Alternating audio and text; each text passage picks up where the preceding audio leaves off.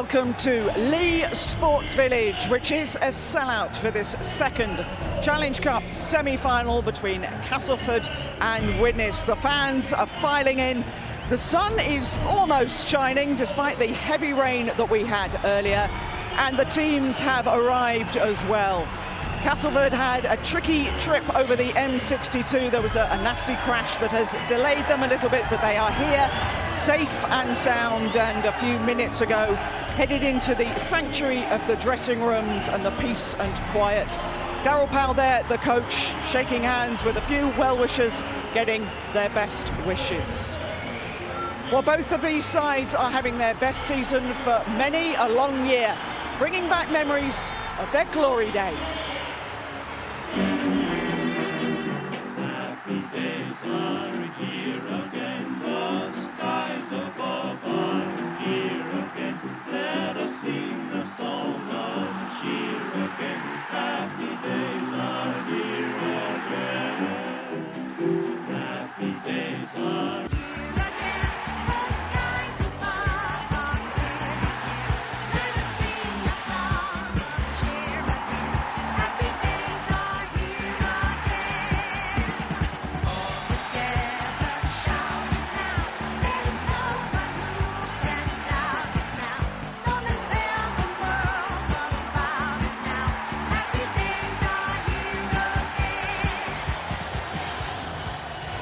So who will join the Leeds Rhinos, who booked their place at Wembley with victory over Warrington yesterday? It is, of course, Widnes against Castleford. Kick-off in just about 25 minutes' time. Remember, you can contact us throughout the afternoon. If you've got any questions for the boys, do let us know on social media. The hashtag is BBCRL. Well, with us we have a man who has already booked his place at Wembley. Leeds Rhinos, Jamie Peacock, many congratulations to you. Alongside him, Earl Crabtree from Huddersfield Giants and Brian Noble. Jamie, you're a little bit battered and bruised. We put a bit of makeup on you there, but I guess it's all worth it when you're going to Wembley. Yeah, definitely. You'll take all the bruises today. I'm feeling elated and happy, as we say in Yorkshire, chuffed to bits, and I can't wait to get out there and play at Wembley. I thought it was an exceptional performance by the team. We executed a game plan and beat a quality opposition in Warrington. We're going to see a great try here from Ryan Hall, a world-class finish. That's why he's known as the world's best winger. And I think to win big games, you need pieces of world-class skill and execution. And we're going to see another one here with the pass from Danny Maguire to Ryan Hall. And all this was off the back of executing a game plan that was given to us by Brian McDermott, and I thought we played exceptionally well. You can see Warrington come back into the game using Joe Monaghan. It was an excellent aerial threat, but I always thought that we just had Warrington at arm's length in boxing terms. We just managed to jab them out of the way, and we scored here again with Moon just to keep ourselves out in front. They kept coming back at you though, didn't they? They're a quality side. They want to win the Challenge Cup. They got beat in the semi-final last year by Hull, and they wanted to get back to Wembley, but so did we. We had the determination and desire to get there too.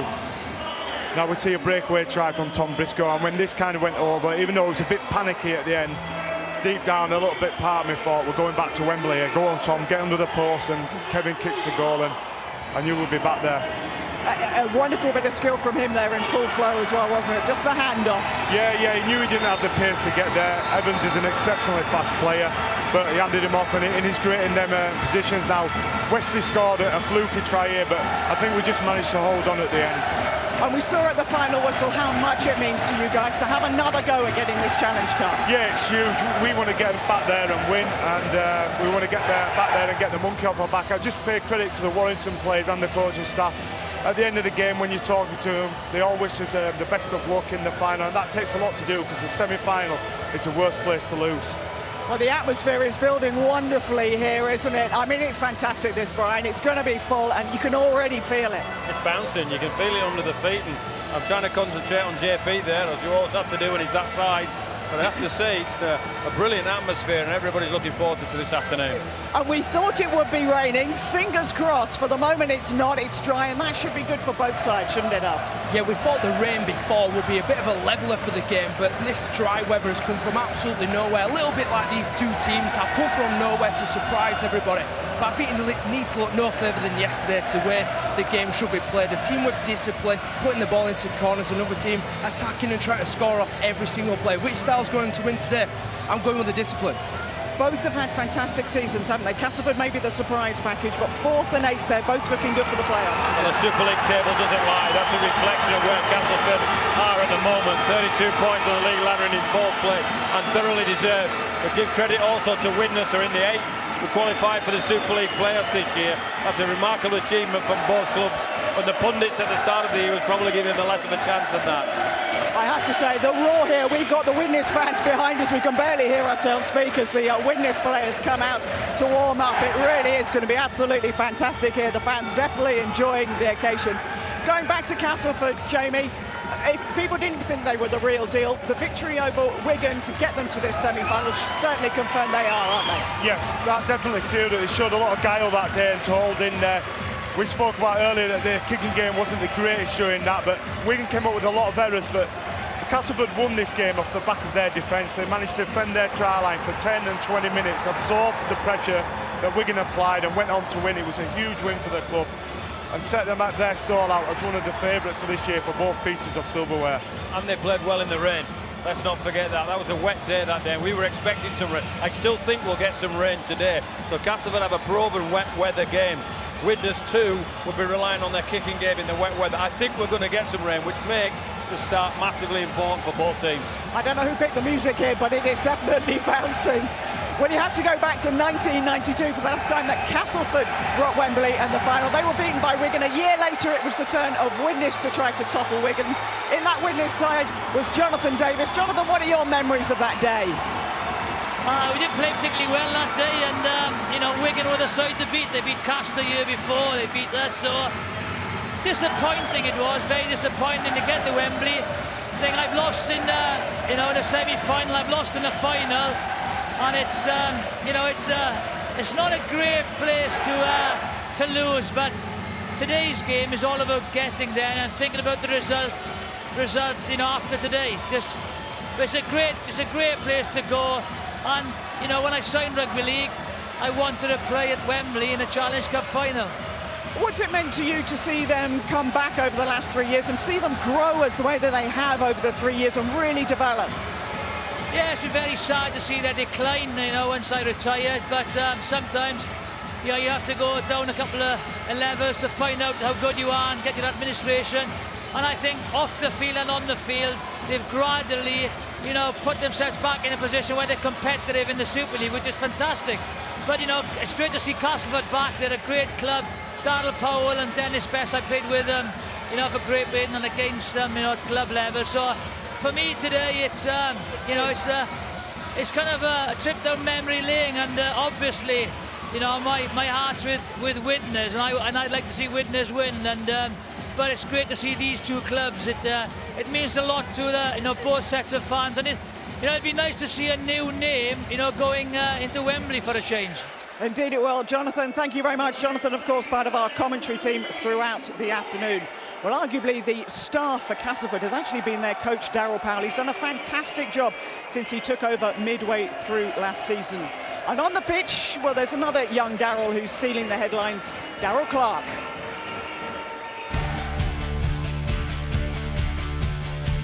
Darryl Powell, Castleford Tigers head coach. Darryl Clark, hooker, Castleford Tigers. He's got the potential to be the best hooker in the world, I think. It's been awesome for us since he came in. He's got the whole town buzzing. I think everybody recognises he's one of the best players in the competition, not just at the Tigers. I think he's improved again this year. His athletic ability is outstanding. His speed off the mark, incredible, and obviously his eye for an opening. It's been pretty good for me, you know, individually. He's encouraged me a lot to up my game up a little more. And through the gap goes Clark, Darryl Clark, he could go all the way. What a try! What a fabulous try from Darryl Clark! Last couple of years it's looked, you know, pretty down and out for us, and for us to turn club around in such a short time like we have, you know, it's pretty special. I thought we'd go well. I'm not sure I thought we'd be in top four and semi-finals with a potential of playing in a final. But as you see your players grow and develop and the bond that they build with each other as a unit, it's been outstanding. Oh my word! try that confirms Castleford a place in the semi-finals. For the fans, it's huge. I think the Challenge Cup is a massive part of Castleford Tigers and its history, and we're always connecting the history with this current team. All the way through the year we've been doing that. 22 years since Castleford last had a trip to Wembley, so supporting Cass from a young age, probably up there with the most important game I've probably played in my life. Previous form and league form goes out of the window, and it's just who turns up on the day. For us, it's about putting a new layer of history down and marking ourselves as a team that can be revered along with the other outstanding teams that have done special things at Castleford. It's the huge roar from the Castleford contingent. 20,000 have travelled down from the town. 2 out of every 3, and I'm sure those people left back in Castleford, they'll be dancing in the streets. Hopefully, this year will be my time, and hopefully we can do something special. Oh, what is it that makes this young man so special? Do you know what? It's just really scary around the ruck. It's just his speed from picking the ball up at dummy half, and it's one of those players that you have to do your homework on. How do we stop this guy? And the best way to do it is to slow the ruck down. Make sure that you slow him down as much as possible, and then he doesn't get away from you. 22 clean breaks tells the story. The last time Castleford played Widnes, he tore Widnes to pieces. He scored a hat-trick. If Widnes are going to win today, they're going to have to deal with him. And it's that blistering pace that he's got. I spoke to Darryl Powell. Darryl Powell tells me he's as fast as any of the backs, not just over 20 metres, over 100 metres, and that's what makes him such a threat in the middle. So we've heard about him. Take us through the rest of the team, Brian. Yeah, they've got a pretty talented lineup, and it starts with their back 3. Luke Dawn, 14 tries this season, part of last year's Broncos losing semi-side. Dixon, 1 try for a career 100, and James Clare to replace the suspended Carney. Kiwi international Jake Webster partners the skipper of the club and in fantastic form this year, Michael Shenton. Here's the job for the Hearts. Marks these most goals, most points, most try assists in the game. Widnes certainly have to pay some attention to him, and Liam Finn's kicking game will be vitally crucial for the Tigers. A huge front row, literally. Lynch is the linchpin. We've talked about Clark and the amount of line breaks he makes with incredible strength, and Craig Humey in the best form of his career. Back 3 have a huge job to replace Millington Haraki, also suspended. Oliver Holmes, Nathan Massey, a Castleford All His Life player, and Frankie Mariano have that task. And coming from the bench, Scott Wheeldon, front rower from Hull and London Broncos last year. Jamie Ellis will replace Clark if he's needed to be changed. And vast experience with the Gareth Carvel, who's been to Wembley with Warrington, and much travel person, assisted by Lee Jewett. So that is the lineup for Castleford. What is the game plan? Here's Robbie Hunter-Paul. Well, thank you. It has been raining in the north of England all morning long, but the sun's poked its head out and it's dried up the field. Now, Brian Noble's just been talking about one of the key for Castleford this year, and that has been their forward pack. You look across them, Mariani just taking the ball up. We've got Gareth Carvel, out and out international. Lee Jewett, who's come into his own. One guy I want to focus on is that guy just making the tackle there, Craig Humey. He's got the big bed. He's looking after himself at the moment. He is a talent. He's coming to his own this season. He can play at the line and he punches holes in the opposition. He's going to cause Widnes a lot of trouble this afternoon. Another player, if the forwards do their job right, then it'll be Mark Sneed will be the guy who's directed with coming up with those key plays. He's got the yellow boots on here. He's in the form of his career as well. Moving to Hull FC next year, but when they get it right, they get it very right, and it goes through players like Mark Sneed. Keep your eye on him. He's definitely one to watch. Well, Brian mentioned Justin Carney. He's been suspended for a couple of games. Wella Haraki also missing through suspension, and Grant Millington. How much are they going to miss those players, particularly Carney? I think they will massively, and it's one of those, I think it's an unfortunate one really, where the tackle goes up into the air and down to front.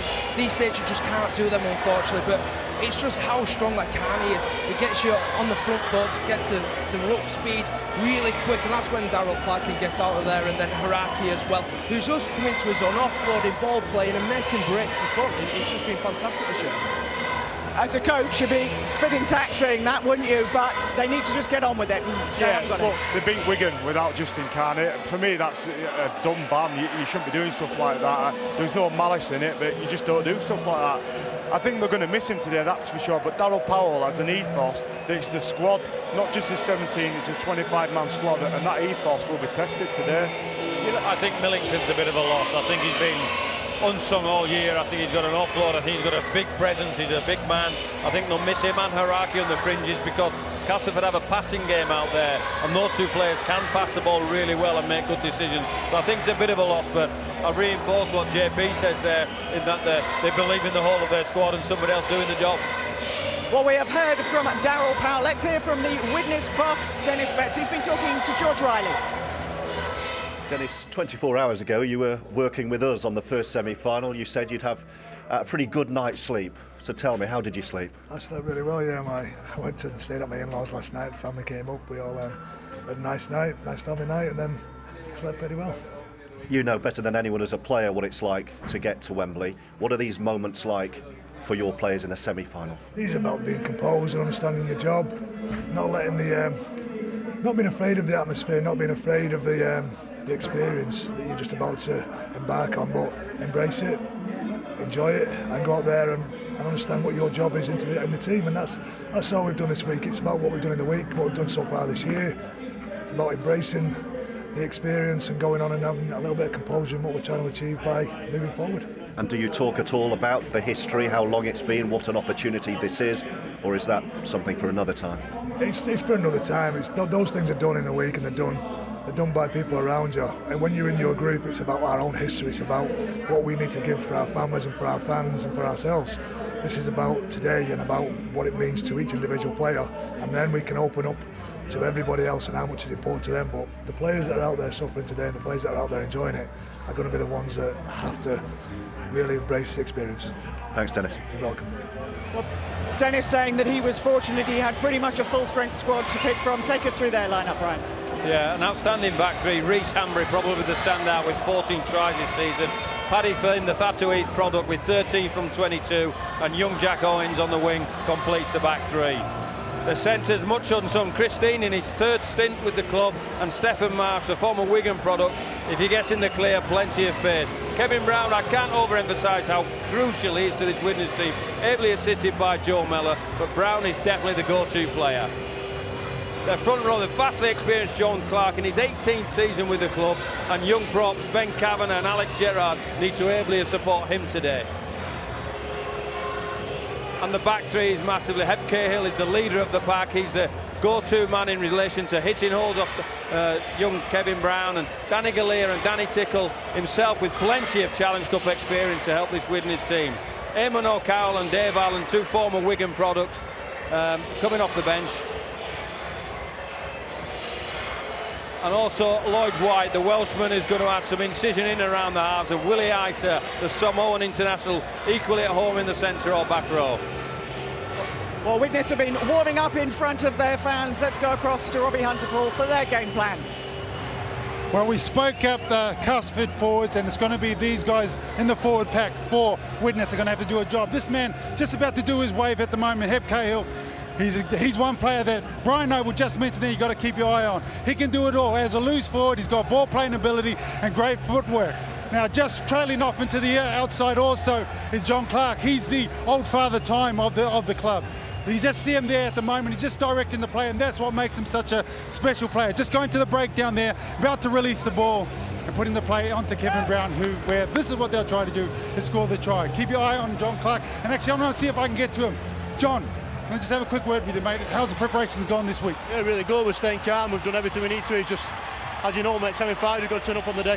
What would it mean to you guys and actually feel the atmosphere? What would it mean to your fans to get a win today? Mate, this is everything for us this season, so we put a big emphasis on the Challenge Cup this year, so if we can turn up today, good performance and take the next step up. All right, thank you. Good luck tonight. Robbie, thanks very much indeed. Well, there is no doubt who the star man is for Widnes. There were a few raised eyebrows when Kevin Brown joined from the Huddersfield Giants, but after a couple of injury-hit seasons, he's been in sparkling form.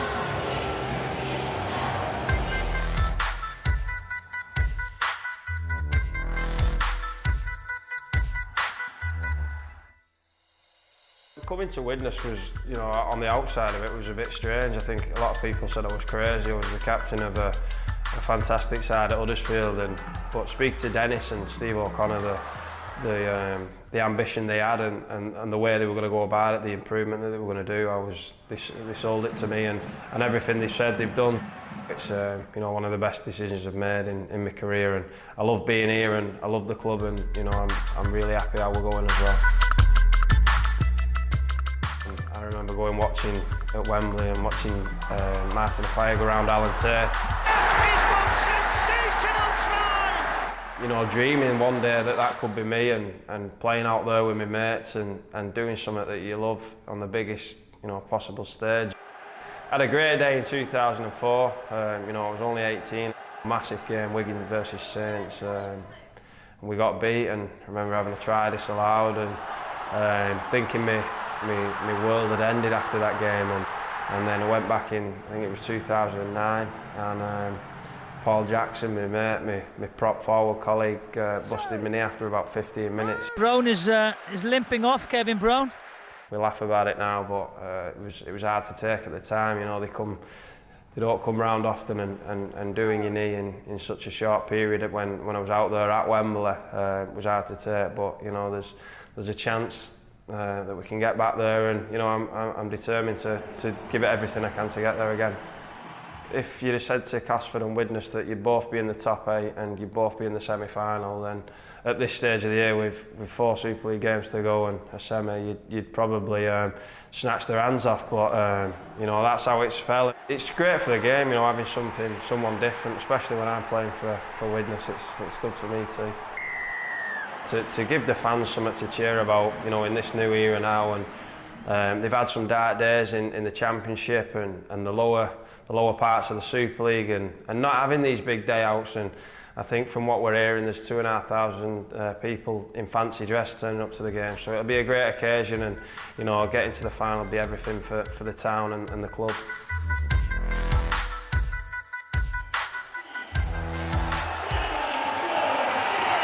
So how does he match up against Liam Finn, Brad? Well, Liam Finn has a huge job. He's a quiet achiever, is Liam Finn, but they're very similar. Try assist, you can see that's similar. So Liam Finn also has a huge passing game to play, as well as Kevin Brown. The number of passes is very similar, so they're go-to players.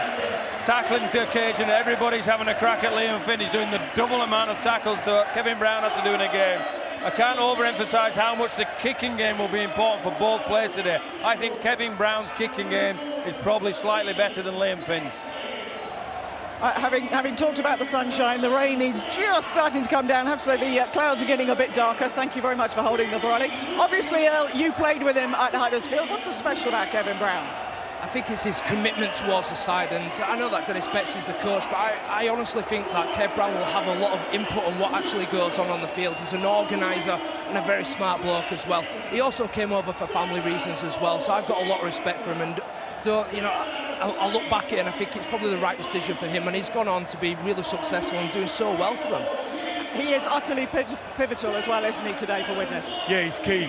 He's played in a lot of big games. He's going to touch the ball more than anybody else. I think if he plays well, then we've got every chance to win it. We can see here he's got presence. He attracts Scott Moore, and that allows the runners to go through the hole. I think big players do have presence, and that allows them to attract players. We're going to see another example of this here, where Kevin Brown's presence, his ability to run with the ball, attracts defenders whether they like it or not. Here we go, we can see the London player rush out of the line because he's worried about the threat of him running, and he finds a great pass to put somebody through a hole. Now for me, he's an excellent player, makes all the right decisions. We talked about Clark being a man of steel. Brown can be a man of steel for me. And we can see he can do it against Castleford as well. We can see him organising, telling the players where to go, herding another player around. Good standoffs, use the players all around them. Makes it look like he's going to hit the person at the front, and that's what the Castleford players think, and goes out the back. More often than not, he makes the right decision as a standoff, whether to run, kick or pass.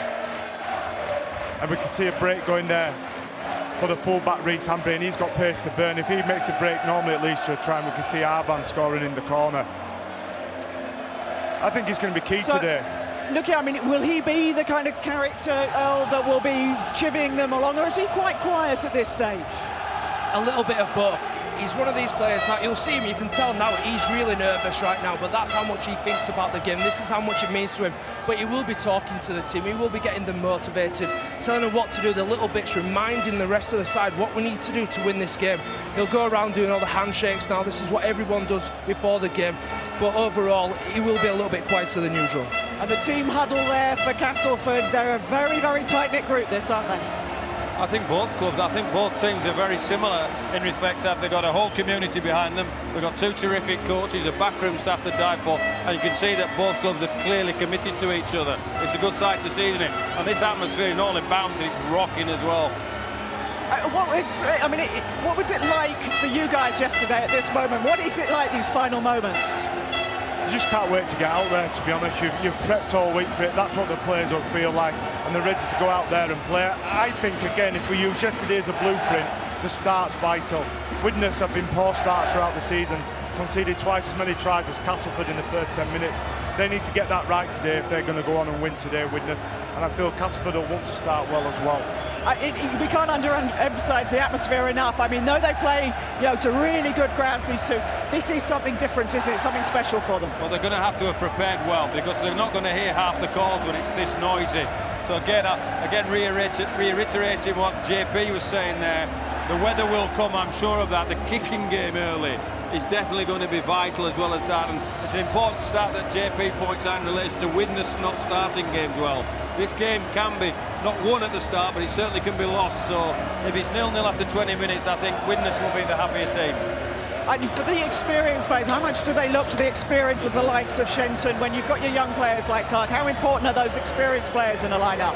Yeah, they are very important. They can add a lot to the team going out there, but it's the control in the middle, the linchpins, as we talked about before. They need to take control of the game. Shenton's out wide, he's not going to be able to control what's happening in the middle. The kickers have got to get the ball early, put it into corners, and like Leeds yesterday, get some really good line speed, get off the line and put the pressure on. Quite interesting, sorry, as a leader within a team in a big game, you have to be very relaxed, you have to be focused and relaxed, because your body language is infectious, it affects everybody else. It's important that you remain calm but focused. Interesting that Castleford came out quite a few minutes, a minute or two before them, Widnes. I think they're both ready to play. I don't think we get carried away, don't we, with commentators and pundits saying what's happening. They probably just went out 2 minutes early because somebody got the call wrong. They're ready to play, both teams. Well, Brian, you are off to the commentary box to join Dave Woods and Jonathan Davis. Let's get the teams out, though. They are going to be hit by one almighty roar when they get here.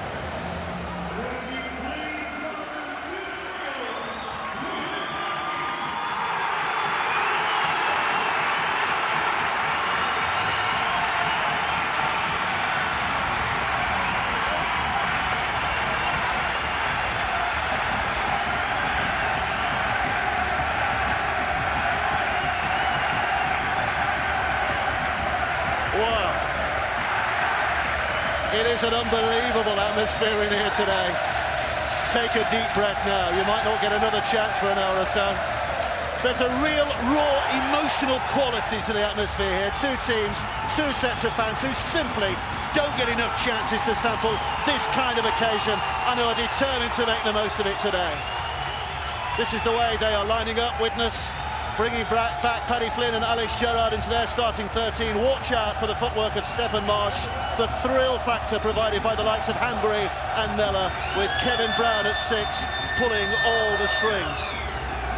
Castleford are missing key three players, the forwards Grant Millington and Wella Haraki, and the giant winger Justin Carney, but they've still got plenty about them.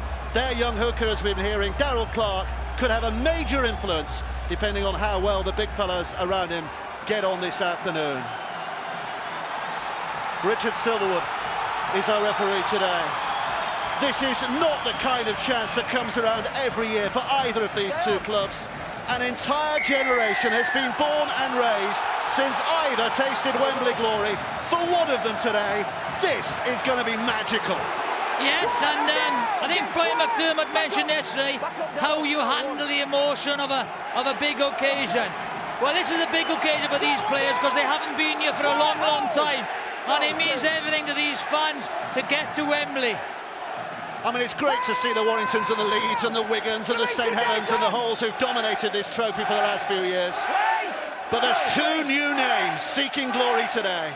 And they've both shown huge improvement, you know, from previous seasons. You've got standout players, so it's a great stage for these, you know, two sides and two very, very good clubs.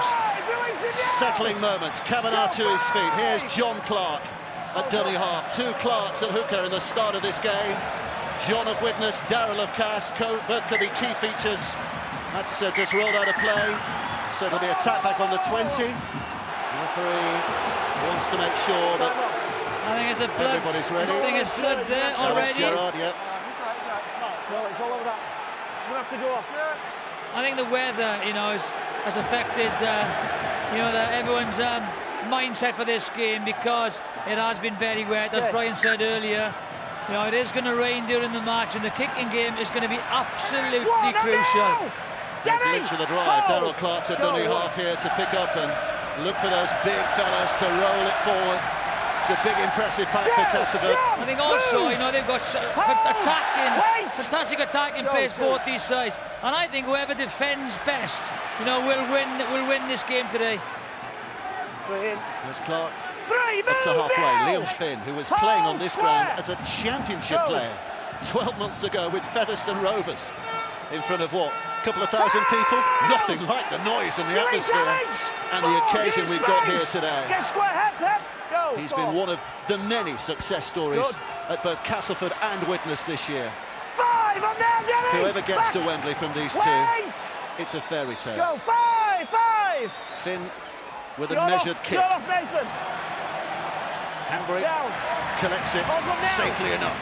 And again, I don't think that's the best kick from Finn. You want to compete with that ball.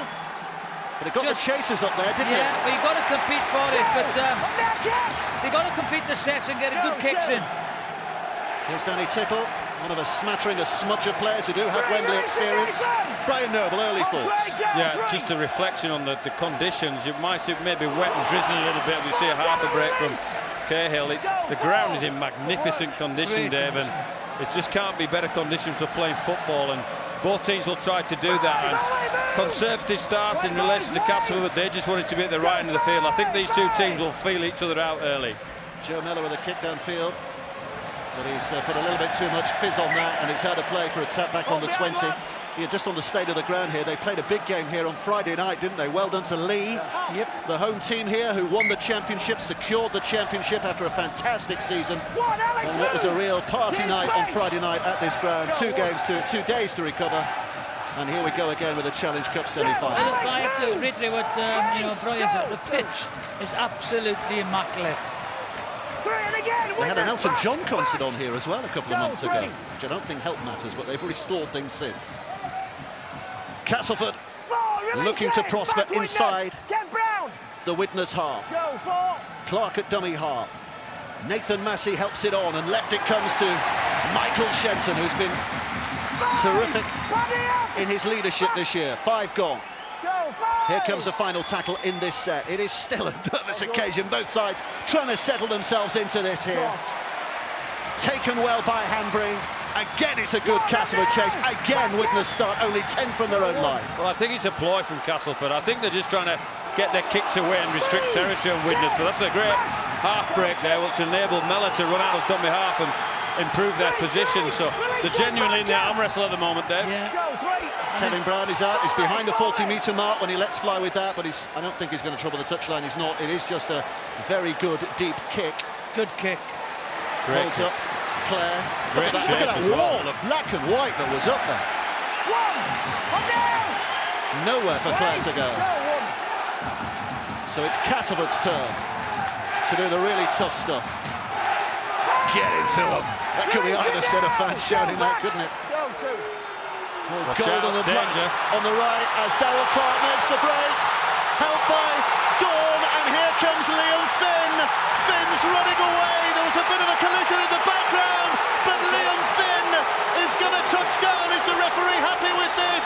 Yes, he is. Castleford get the opening try. Liam Finn, the scorer. But a pace down the middle that opened up, that ripped apart that Widnes defence, laying it on for him. And first blood to the Tigers. And we saw that man, Darrell Clark. You know, we mentioned it before the game, the standout player. He has been in brilliant form. Just watch, one guy on the floor, one marker, he's away. Bounces off the tackle, gets the offload, and that is it. It's an easy run-in for Finn. Brown is not going to get to him. Damage is done at the play of the ball. Great support, has a good full back, Dawn is with him, and this is the finish. And Webster in back play is allowed to do that, isn't he? He just held his line. There was no obstruction there, he was just holding his line. I think Kevin Brown was playing for the penalty because he wasn't going to get to Liam Finn, and again, it's a great bust from Darrell Clark. I hate to put pressure on young players like this, but potentially he could be one of the stories of not only Super League and the game himself. I think he's a terrific player, Clark, and we highlighted him at the top of the show, and he showed why we highlighted him at the top of the show. Well, he's only 21 now, and he's been a regular for 3 years now, hasn't he? Darrell Clark, Adam Milner, the other young hooker as well at Cass, who's not involved today. When you see a natural player, he is a natural player. Talk about natural. Just watch this kicking style here, Jiffy. Mark Sneed. It's very unnatural, isn't it? We saw it in the quarter-final against Wigan, but it produces results. Over it goes. And 6-0 Castleford lead. You know, just watch. He bumps the tackle, he offloads. Great support. Don't take anything away from Luke Dawn. No. He's been doing that all year. He has 14 tries himself, and he's like the add-on piece of Meccano to Clark. Wherever he goes, he follows him. Yeah. Why wouldn't you? You would have done, Jiffy. He wouldn't have been quick enough. You get to know, you know, who to follow and who to offload, and it just becomes instinct. So the perfect start from Darrell Powell and his coaching staff. Up there, Danny Orr just sitting to his right, just gone out of picture there, Danny Orr. He was a player as well, wasn't he, Danny Orr? And I think, you know, Widnes have got to do this. They do switch off sometimes defensively. You know, they've had a good 6 minutes, but that just one lapse in concentration, and that man Clark is there, and you get punished for it. That's what semi-final football is all about. Well, they should have known from the league game. There were plenty of amber flares went up on Clark. He scored a hat-trick and made about 10 breaks, so Dennis is smart enough to have talked about that, but it's okay, anybody talking about it, somebody has to do something about it. And there's one guy on the floor, and he spotted it straight away. Well, he's a massive influence in these early stages, isn't he? He's got his hands on the ball, obviously, from dummy half a lot, but he's been running with it as well an awful lot so far. And you have to give credit to people like Lynch and Hubie and Massey that lay that platform for him. Lynch and Hubie, if you take them out of the Castleford team, it's as big a loss as Clark. Here's Finn with a kick. Should be always been dropped. There's a bit of semi-final nerves for you.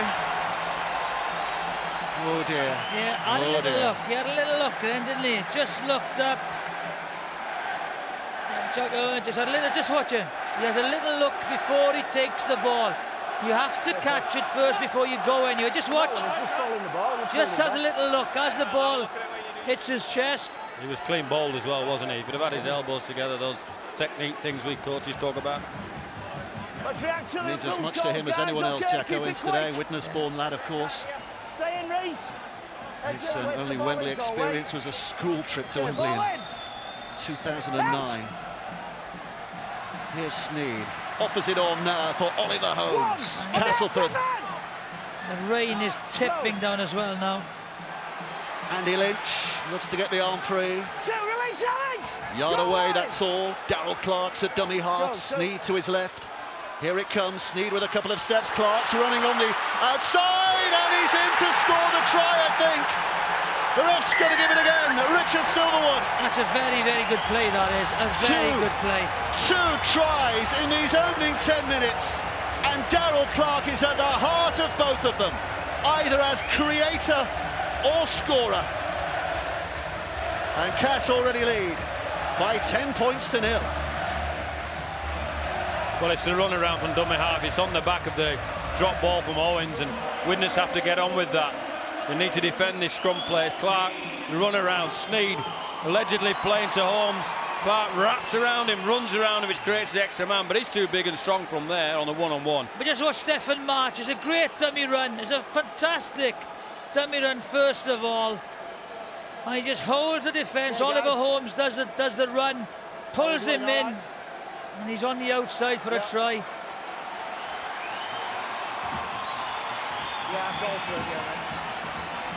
What a start from Castleford. What about Widnes? Where do they go from here? Other end of the field is the obvious answer, but how do they pick themselves up now? Well, they will. I mean, I think they're probably the 5th or 4th worst starting team in the Super League, so they're used to being in this position. I don't think it will faze them. I think it's important to get into their game and try and post some points, and I'm sure it won't faze them. Here comes Mark Sneed again with that back to the goal style of his. Little glance over the shoulder. Into the teeth of a gale. It's all black and white behind those sticks. The Widnes fans doing their best to put him off. He's got it hooked, but he's not quite got enough on the hook, and so it remains at 10 points to 0 in Widnes' favour. Yeah, just watch a dummy run. You got to watch it. Comes in number 16. He just ties the defender in, and that's a clever run round. Very well executed. Importance of a very good dummy run, isn't it? You've also got to give credit to Shenton and Clare. They held the chalk, held their width, so the winger he couldn't go in, so it opened up the space for Clark. Very, very good play. Castleford looking to power it away. Widnes looking to put a bit of muscle in here. Say some news from the touchline, George. Dennis Betts reclined in his seat, Dave, looking very relaxed, but a few moments ago he reacted to that try by leaping to his feet, and he was very, very animated, barking instructions down to the bench. That bench, by the way, no complaints at all. The first try, full instruction on Kevin Brown. Half again. Castleford just rolling on, rolling on. They have grasped the opportunity so far today, haven't they? They have come out firing here, right from the start, settled themselves into the game with those early sets. And there's a kick that's just a little too much on it, but that just shows how wet it is, Dave. You know, that was a lovely kick that, you know, just skipped off the ground. And then you've just got to force the error now, Widnes. Play the game, not change their game plan. They've got to get field position and try and, you know, make Castleford make a mistake. You know, they've been caught once at half-back, a guy on the ground, Clark cuts them to pieces, and then one mistake from there, you know, up and under. So they've just got to keep on going, keep their patience, get their kicking game going. Sean Clark, one of 3 of the starting 13 today for Widnes, including Kevin Brown and Danny Settle, who have played in Challenge Cup finals. Nella. Here is Kevin Brown, who had a look where the fullback was and puts the kick in the opposite direction. And again, just a little too much. And I think he might have been aiming for the uprights there, but... Well, that's 3 from 4 kicks that they kicked dead, and it's not putting Castleford under pressure. In fact, it's giving them a bit of a start in this weather. I understand the principles of what they're trying to achieve, but they've got to keep more of these balls in play. Also, you know, the viewer, Widnes play on a synthetic pitch, okay? And that kind of kills the bounce a little bit on the synthetic pitch. Now with this grass and the wetness of it, it is going to skip and it is going to go further. So they've got to put a little bit more check on it and less power on their kicks to keep it in the field of play, to make Castleford run the ball out. Here's Clark. The worrying thing for me for Widnes is that they're having too many players left on the floor in and around the ruck. And at some stage, Clark's going to take advantage of that again, or one of their players is either Hubie or an inside ball for Dawn. Almost. And who was with him again? 14, Clark was right on his shoulder. Sneed. He might have just misjudged that he has. It's out on the fall. So it will be Widnes who get possession back on the 20-metre line here with a handover. Let's hear from Robbie Hunter-Paul. Robbie, what are you saying? Well, if you watched the game yesterday and you saw the discipline that Leeds showed throughout the opening 10, 15, 20 minutes of the game, I think we're seeing a reflection in that in Castleford right here today. They've been relentless and ruthless in the game plan that they've got out there. I think that's the first mistake that they've made, but they're still sticking with putting the ball high, making Widnes deal with these really wet conditions. The only difference that there is between yesterday and today is, 1, it's pouring down with rain, and 2, Castleford have been able to turn that relentless pressure into points. Hang on, you can't get away with that. The only one difference is 1, 2. Here's Kevin Brown. Widnes looking to play themselves back in here. Hanbury, he's a sprightly footed fullback as well, isn't he? But he's going to be put down 25 out. Kevin Brown now looking back to the middle, and another kick that's aimed for Mellor that has Clark scrambling back. That's a better kick. Against Mellor. You're right, Jimmy. But he's offside. penalty. So he's got to check. He's got to check that run. Offside. Let's see if he's offside. Yeah, he's offside. Only just, but he's got to hold. He's got to hold that run. Little things make huge differences. Now it's a relieving kick for Castleford, where they would be building pressure. Yeah, that's a biggie for me, Jiffy. That's 14 minutes in, you're trying to get a foothold in the game, and he needed to hold his chalk there, didn't he? Yeah, just check your run. You know the kick is on. There's Lynch. There's Clark. Very simple, but very simple by Cass. Quick play of the ball up the side of the ruck with their big boys, and the only thing that's stopping them from a perfect set is the poor kicks at the end. Here's Lynch. Sneed, now Shenton. A bit of a juggle with that bar of soap that it's undoubtedly turning into at the moment. Oliver Holmes. Sneed shuffling it along to Nathan Massey. 5 gone, here comes the last 20 metres out. What the Castleford do here? Liam Finn, his boot can be devastating at times. It's up towards Owens, who's still got memories of the one he dropped, and he's not done with that one either. And Dixon will claim a try, but it's only a claim at the moment because the referee wants to have a look at it again here. Let's hear from the video referee. Here's Phil. We're just going to check onside, offside first, and then check if there's a knock-on by Castleford.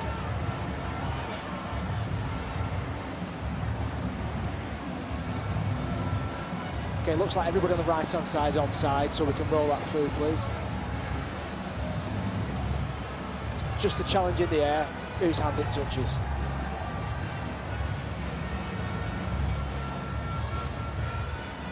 Yeah, that hits Webster's hand and it definitely travels towards the Widnes line.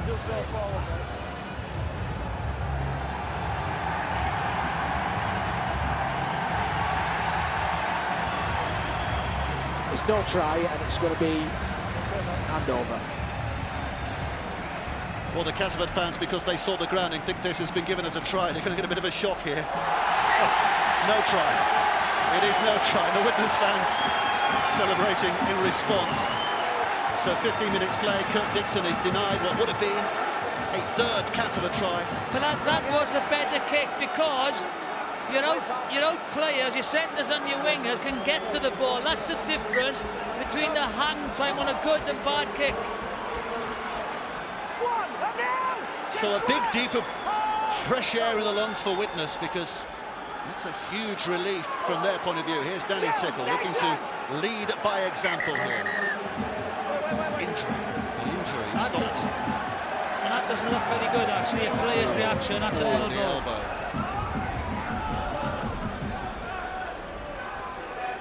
He's in pain there, Craig Hubie. Yeah, looks like he's either dislocated an elbow there, or shoulder, or maybe even a break. You know from a player's reaction if it's serious or not.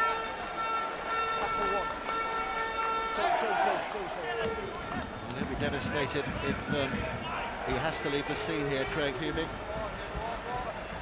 Very much Castleford man and boy as a player as well. Hubie comes in and it's his own player, isn't it? His left arm is caught there. That doesn't look very good, unfortunately. Well, Danny Tickle in the middle for the Widnes player is going to play the ball, applauding Craig Hubie off there. That was a sporting gesture, because he will know how painful this is and how disappointing this is. That's purely accidental from his own player, really. Well, just for our viewers, Craig Hubie's been awesome for this Castleford team this year. Him and Lynch have really been at the centre of most of the things that they've done, and that's a big loss early in the game. It is a big loss. Nathan! Square! Here's Clark, a dummy half. So got a time or two this afternoon. 4! Now move! Go for. Darryl Powell looking on as Hep Cahill brings it in. That's a good pass, and Hanbury almost getting through, and Cahill follows it on here, and Widnes beginning to prosper. Galloping inside the Cass half, but Hep Cahill's knocked on. He has. Well, the Widnes are complaining it's a steal, but I think it's the force of the tackle. This is what Widnes can do. Very good attacking. That's a good tackle. Tackle, mate. Lost on impact. Lost on impact all day long. Danny Galea, the man who got back. Here we are, guys. 20 metres, So take it across. for Castleford here, and don't forget, by the Take way, it we go on an awful Wait for lot the longer bowling than just the call, match today. Red button forum once we've Okay. finished at 5 Back o'clock. three in, wait. Usual manner of getting in touch. And live from Wembley, Saturday the 23rd of August, 2:20. That's our next date with Rugby League, with live Rugby League here on BBC TV. Leeds already there. Castleford and Widnes literally battling at the moment to join them as well. Widnes got to, do something about it, and if they're going to stop the cast momentum, try and do it fairly, but Just back off. Just back away.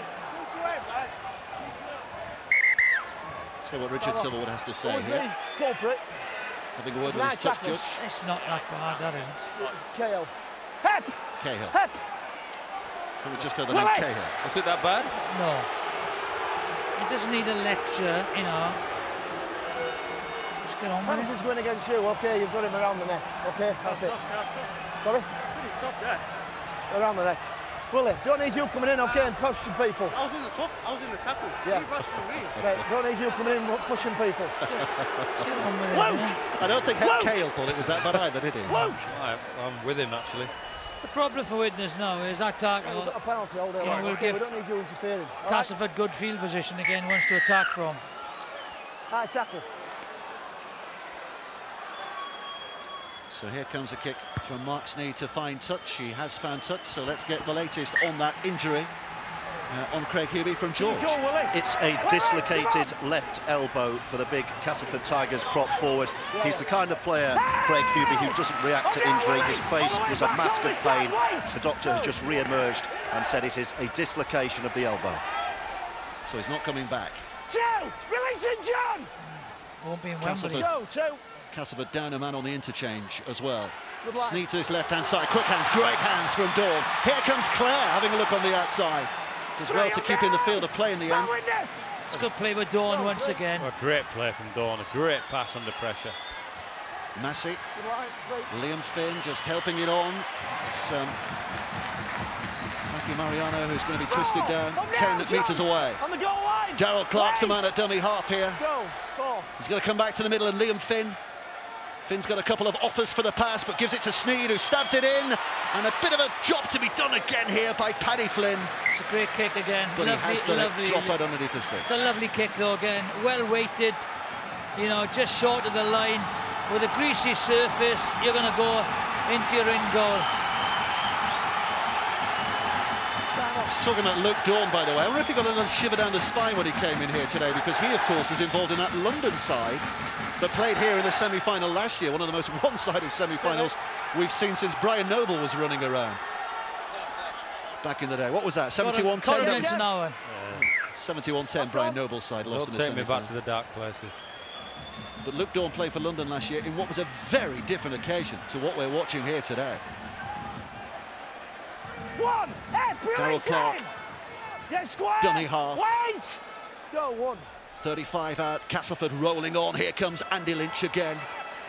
2! I'm now! He's had a good season as well, hasn't he, Lynch? Go, 2. Very good season. Sneed wide to Clare. He's filling the very big boots of Justin Carney today. Sneed.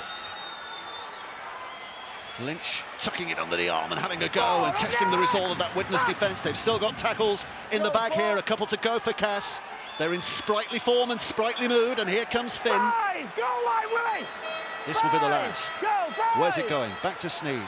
Sneed's going to jab it towards the corner again. It's an easy take for Flynn, and Paddy Flynn can clear his lines very effectively.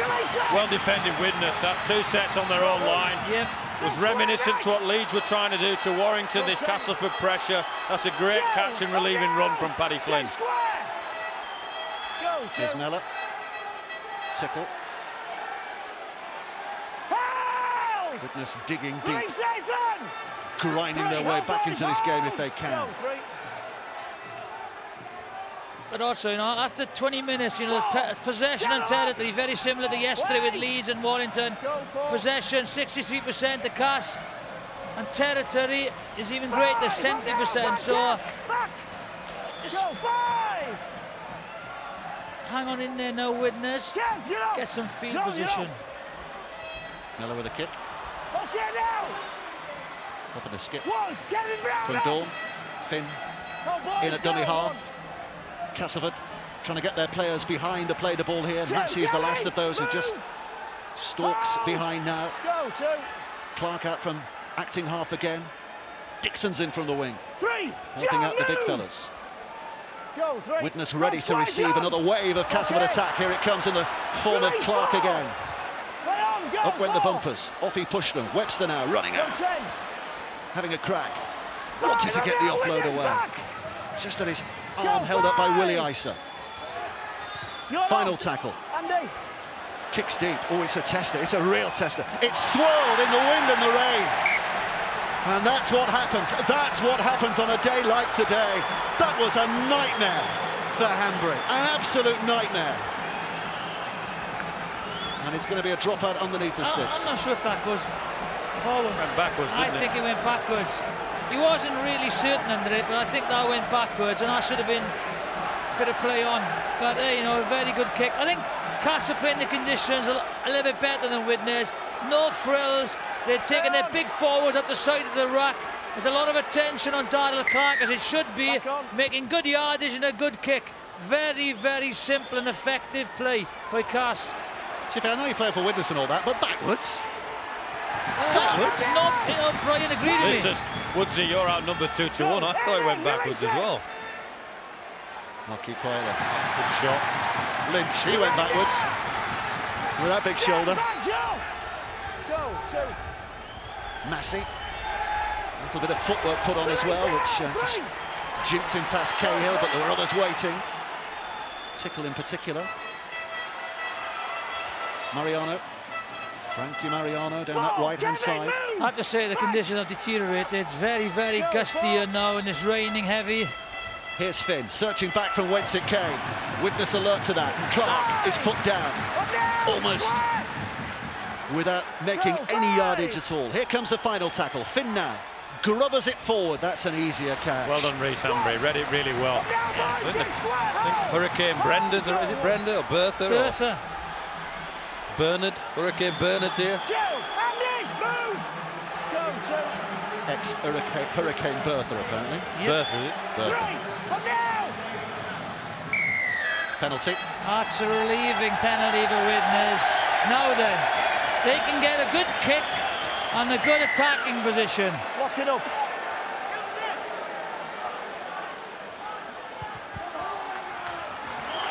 And helped by a gust of wind and a big boot. The tap restart will be on the halfway line here for Widnes. Still trailing 10 points to 0. The hurricane that Castleford threw at them in the opening stages might just be abating a little here. There might be a chance for Widnes to claim a foothold back. Kevin Brown, classy stuff from him. Hanbury out to that left-hand side.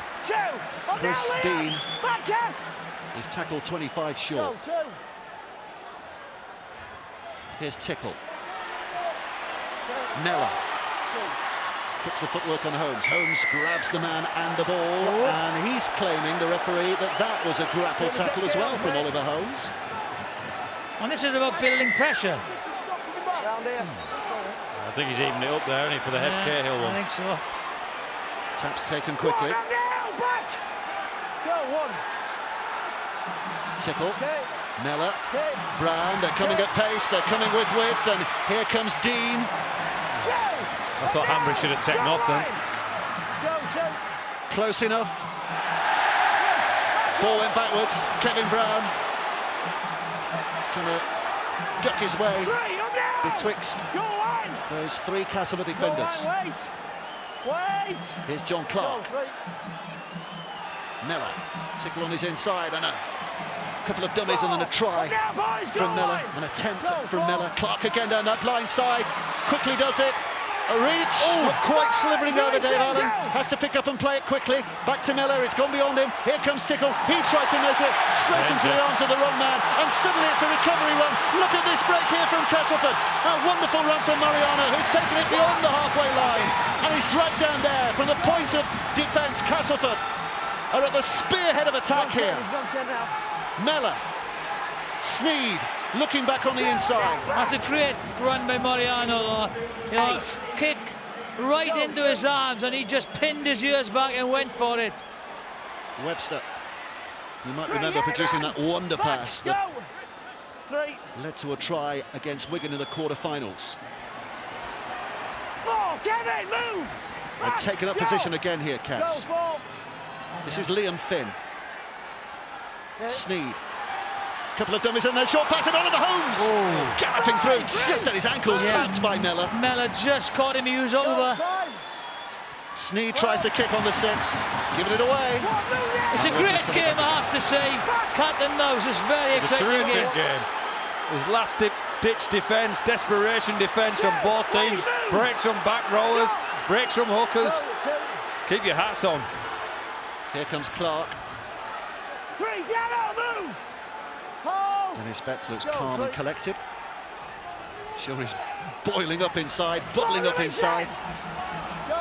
Kevin Brown just shoving Clark out of the way so he can get there. The kick's not a good one, it's a poor one actually. No, poor kick. Straight to the hands of Clare. I think they were looking for the penalty. Clare with a return. It's been a relentless pace there.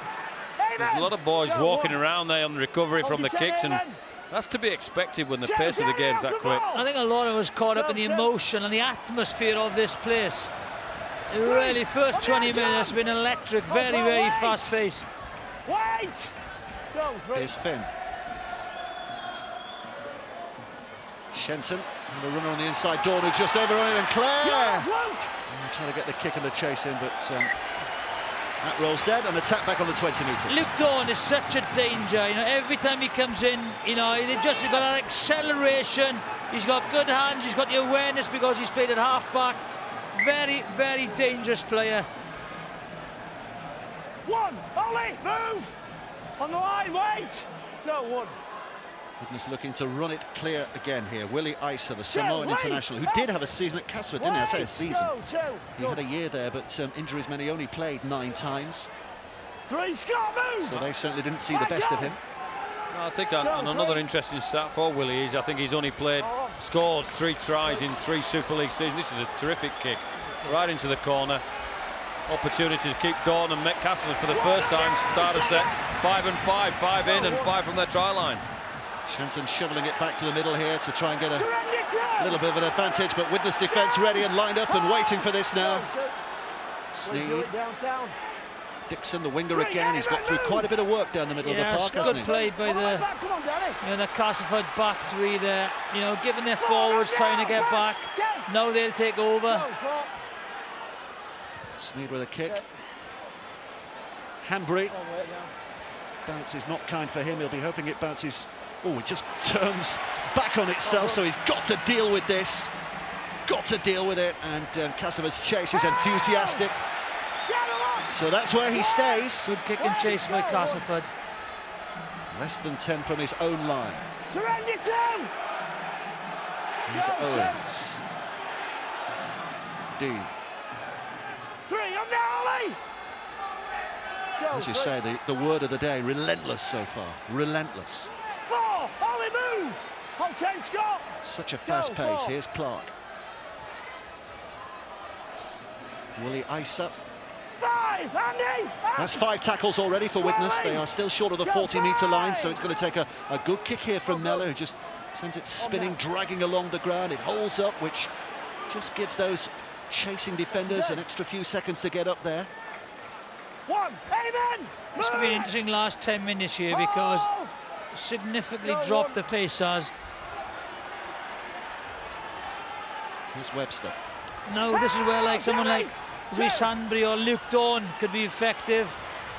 Shenton. Tired forwards. Go, 3. Dixon.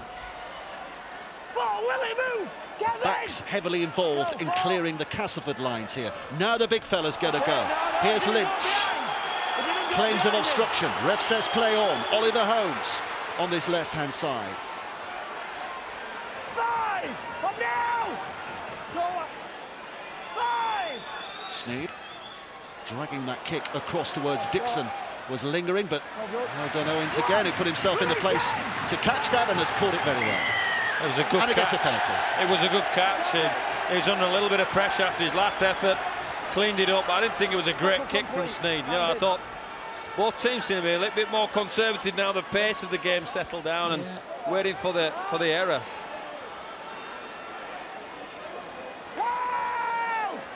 Release him! Square! Kevin Brown with the arms in the air. It's a driving effort from Eamon O'Carroll. One of many in this Widnes side who have roots from Wigan, isn't he? Several who started as Wigan as youngsters. Kevin Brown being one of them. Mellor being another. Mellor's dropped it. It's a difficult pass to take.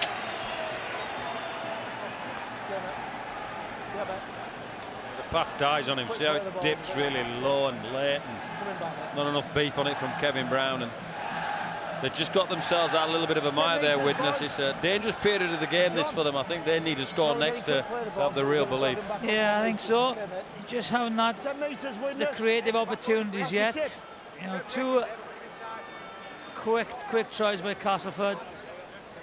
Game's evened out, apart from those two little incidents. We're one shot here.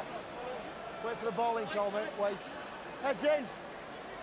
8 minutes of the first half remaining. Widnes 0, Castleford 10. If you're joining us late, the tries scored early in the opening 10 minutes. Liam Finn and Daryl Clark. At that stage, 10 metres! Back! Castleford were blowing very, very hot. Widnes have hung on. 2! Up now! Release it, Chris! Here's Clark. Go, 2! Lynch throwing it back, and it's offered to Holmes, who found the shoulder of Dave Allen waiting for him, the Irish international. Go, 3. Sneed again. Lynch. 4! Eamon, move! Clark. Go, 4. Jowett. Now Finn and Webster came on at pace and power, but good angle. Didn't quite burst that line. The Widnes defenders were waiting for him. Here comes the sixth tackle again here. Quick hands from Mariano. Somehow it's worked out to Dixon. Somehow it got all the way to Kirk Dixon, who scores the try. A third for Castleford. A little bit of magic weaved tight to that right-hand side, and Castleford extend their lead. That's very good out to the short side.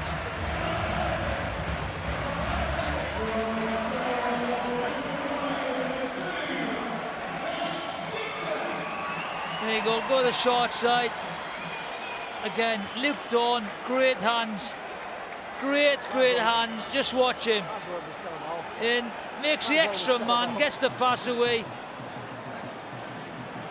That's terrific hands from Mariano and Luke Dawn. Luke Dawn is just catch and pass without looking. He knows Dixon's there. That's a good finish as well, because Dixon has to catch the ball, come inside and beat Hambry, who's flying across to try and put him into touch. That's how advantageous a footballing full-back is. He created the extra man, he plays like an extra half-back, comes on the short side, spots the extra man, and then creates a try. That's, you can put it down on Luke Dawn. Well, the Castleford fans loving this at the moment. Absolutely loving it. What a season they're having. Widnes having a great season as well, but Castleford within 2 points of top spot at the moment as well in the Super League. Technically, theoretically, they could still win the double. I mean, more than theoretically, realistically, they could still win the double. It's a huge ask. But they are certainly starting this semi-final in the correct manner. It's reminiscent of yesterday's performance of Leeds, isn't it, in that first half? They've executed their plays. They had a set play with Clark at the start of the game. Luke Dawn injects himself there. The speed of Clark creates another try. It's all going their way at the moment.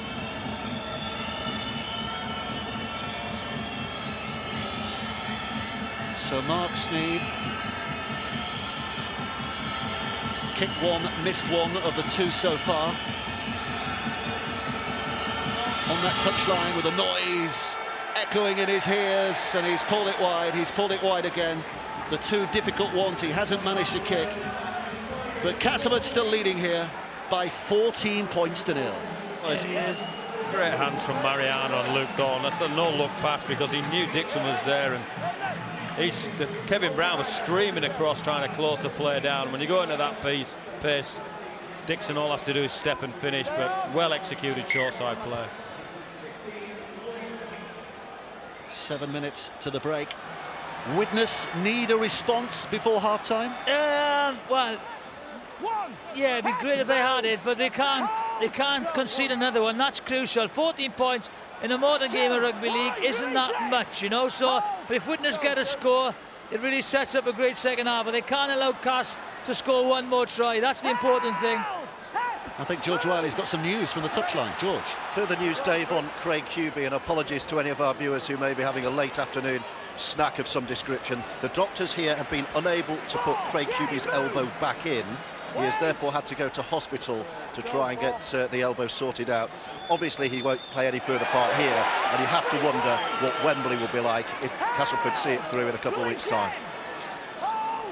It's not a long recovery time, is it? 2 weeks for a dislocated elbow. I think it's highly unlikely he'll be there. But it's still a long way before that prospect. There's still 46 minutes of the game to go. Widnes will have a response at some stage of this match, you're pretty sure of that. Although they trail here by 14 points to 0. Never really got their heads into this game, have they? Widnes. There's Cahill. There's not a lot of experience of Challenge Cup finals on the field here for Widnes, as there isn't for Castleford. There's a very large amount of experience in the coaching staff, of course. Dennis Best, 7 times a Challenge Cup winner, and a Lance Todd winner in 1991 as well. I'm sure he will have plenty to say at half-time. Here comes the 6th tackle for Widnes. 20 metres out. This is Brown, who chips it high again. Dixon's underneath it in the in-goal area, and his catch will mean, from that position, it's a tap back on the 20. Now, Dawn felt he was away there. Still a chance, but it was a bomb that was diffused. Yeah. So the referee quite right in giving the 20-metre restart. And Dawn's not allowed to take it quickly once he got to the 20 metres because he wasn't the man that caught it. Yeah. I thought it was difficult. I thought the jump from the field of play there. It'd be interesting to see that one again. That's an offload by Jewett after the cry of held. So they'll simply go back and play this ball again. Here we go. Ooh. Yes. Brian Noble gets it right by a matter of millimetres. It's not the first time this year, was it? No, sorry. I was just saying how close it was. Great eyesight, great spot. For the viewer, that means he took it from the field of play. He didn't defuse it. That's a forward pass. Looked it. Tim Rowe with the touch judge on the far side had a good look at that, but nothing given. I'm not sure James Child was watching there. He was he was right in line with it. If he didn't see that forward pass, he's got Specsavers on his back. Maybe he should have gone there. There's a take by Hanbury running across that line of yellow that was up quickly. Good to see 2 legends of the game here today, by the way. Alex Murphy having a chat with him a little early. If anybody embodies the Challenge Cup, it is Alex, isn't it? As a coach and a player over the years. And Mick Morgan, you wouldn't expect a Castleford occasion without Mick Morgan being here. Very much a legend. Good tackle. 4, release Michael! Hold gas, go 4. Play on. It's a diving catch. 5! Lee gets square. I think the big difference at the moment has been the go forward, whereas Mark Sneed and Liam Finn and even Clark have had a good platform. Kevin Brown and Joe Miller haven't, because the Widnes forwards haven't given that platform yet. And a set of 6 here that Castleford simply want to get through now to wind the clock down surely to half-time with this 14-0 lead intact. Widnes desperate to get this ball back if they can. Go to Brian Barwick is, what is he? He's chairman of the Rugby Football League these days, isn't he, Brian Barwick? Here's Widnes with a chance, a kick downfield and a chase. A little bit of desperation here. Clark just watches it out of play. Careful not to touch it. Oh, but it has been given as a Widnes head and feet. Must have got an early touch. That's the free play, isn't it? No, he's having a look at it. It's got to be the free play here. He's having a look at it. They knocked on, didn't they? He's gone for the free play, so he knocks on. So it's a free play from now. They play on so they and should kick have the the ball. So Widnes get the ball, and I think for me, don't they get the scrum if they want the advantage? Yes. Well, the referee has the interpretation here to decide where the advantage is. The play the ball back there, but that wouldn't have been a scrum in their favour anyway, would it? Yes, if the Castleford player took it out. I think that's what they're looking at. He's saying it's gone out. So it's out before the Castleford player touches it. So we've got the right there in the end. Yeah. Good So habit. it'll be Widnes's play Free the ball play. here.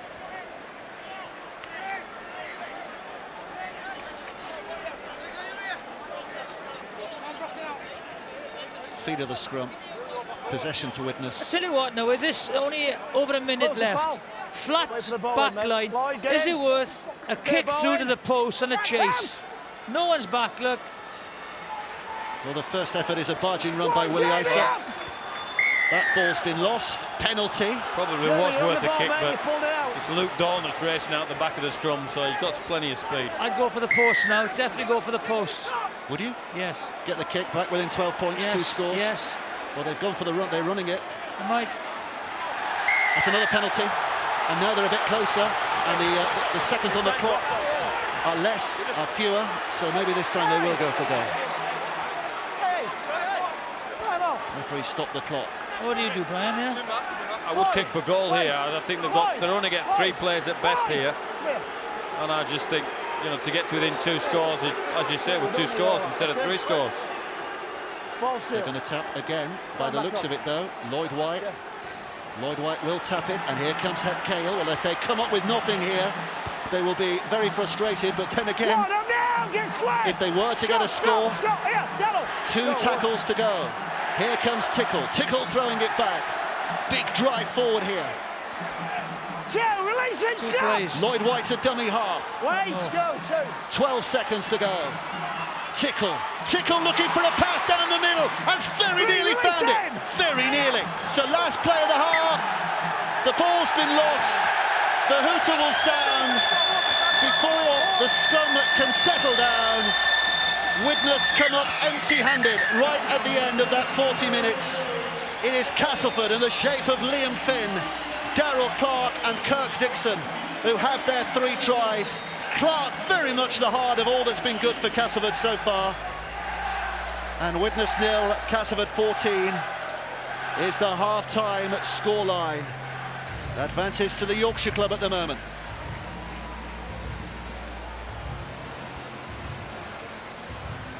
Let's hear from Michael Shenton of Castleford. He's speaking with George Riley. Michael, how good a lead, how big a lead is 14 points to 0? Well, it's pretty good, but it's only half the job done. I mean, the conditions are really bad here, so we've got to keep sticking to that, stay composed. A few little errors there, getting Widnes back in the game, but our defence has been pretty good so far, but there's still areas we can improve on. How do you make sure they don't come back at you now? Well, you just got to keep on top of our game, just keep doing what we've got to do and worry about ourselves, really. We'll let you get in and get dry. Thank you, mate. Yeah, thanks. Well, he talked about the weather conditions there, Jamie. When you look at those stats, does that say that Castleford played it better, these conditions? Definitely. I thought Castleford played pretty close to the perfect half there. If you look at possession and territory, and errors don't tell the full story there. I think running up to 35 minutes, Castleford had made 1 error. They had the best start to the game and took the game away from Widnes. And for Widnes, I mean, one of the tweets that we've had sent in is saying from Chris Woodward, Widnes not getting the basics right, very similar to the recent league game. Can't see anything but the same result. Has he got a point? Possibly. I have to look at the meters as well, because Castleford, looking at the stats, have made almost twice as many. That means they're getting out of trouble and into the areas where you can create opportunities to score points. Widnes aren't getting into that area. They're not quite there at the moment. So it was a fantastic start for Castleford, wasn't it, with that early try. You've taken a look at the Finn try. What do you think was the key to it? Was it that Darrell Clark who we picked out in the beginning? Yeah, it was, but I think it's also the Widnes defenders. There's 4 people in the tackle there, and as they're trying to take him to the ball, there's a little bit of a lack of communication. 1 defender, and that is the rule there. Darrell Clark knows 1 defender at marker, that's when you run. And from there, uses his speed and a bit of strength to get through. A couple of contentious forward passes possibly, but then Jake Webster, who's highlighted there, he's just running alongside Finn, there for the pass, and it doesn't mean anything. He's just running. He's allowed to be in that position to wait for that offload. These possibly forward, they weren't given though. It's a great way to start the game for Castleford, a fantastic try. We see Luke Dawn's involved in most good things that Castleford have done this time. I think we spoke earlier, if Widnes are going to win this game, Darrell Clark's not to make any breaks, and straight away after 5 minutes he makes a break. There's not a penalty there, it's just a try. Kevin Brown runs into the back of Jake Webster there. I think it was a great start for Castleford, what they needed, and Paul from Widnes, 5-6 minutes in and giving away quick play the ball so Darrell Clark can run. And did that set the tone for them for a little while, do you think? Yeah, I think it did. I thought Castleford got the better of the early exchange, and I thought they kicked better, they controlled the ball better, and I thought Widnes didn't get to grips with the game straight away. You can see some of the kicks here. Early on was a good kick, but some of them, they've been too low and just been skidding out dead. I don't think their kicking game has been the best so far. I think Castleford have edged that, and that's why they've dominated most of the field position. Look at that, that's just a poor last play at the end, just relieving pressure. And Castleford get out to the 40 there. Big games are about building pressure, and you can see this from Castleford. They force an error here and scored a try from it almost. I was looking at the kicks. In contrast, Castleford are kicking the ball high, which gives the full-backs and the wingers a standing start. By doing this, it gives more time in the kick chase to get down there and put pressure on. Kicking it along the floor is really difficult because of the slippy surface. Interesting, Liam tweeted, is there a fair bit of wind because lots of the kicks are going this way? And it is, isn't it? As the rain came in, the wind swept in, and you're just saying that they're playing the conditions better. And it was a kick, wasn't it? And missing a kick that led to the second try. Yeah, it was. Here we're going to see the Widnes winger drop the ball. I don't think drop ball should lead to tries. He's unfortunate there as the winger, but what we're going to see coming off the back of this is a set play. Darrell Powell loves set plays. We see Andy Lynch taking the ball in, Mark Sneed setting the play up here, and set plays are about surprise or exploitation, and this one's about surprise. The centre is not expecting Darrell Clark to come round. There's 4 defenders away. He's attracted in there. There's a massive hole for Darrell Clark to run in there. I think this try is down to Darrell Powell. I've been speaking to him early in the year. We know one Darrell scores it, but it was made by another Darrell Powell, and it's a wonderful try. And in big games, you need that element of surprise, the ability to exploit Widnes' defence, and that's a fantastic example of it there. We picked out Darrell Clark, and Alan Wiggins has said Darrell Clark is a shoo-in for England. Is he for you? I'd like to see him in the England shirt. I feel that kind of pace he's got is terrifying for the blokes in the middle. I'm speaking from experience, Earl knows from experience, and I think the Australians don't do their homework on a lot of the English players. They have that arrogance about themselves, and I'm not quite sure they'll know who he is, and I think in the 4 Nations he could cause some real damage. And there are the 2 Darrells there. And I mean, how key is the relationship, do you think, between the 2, the young man and the master?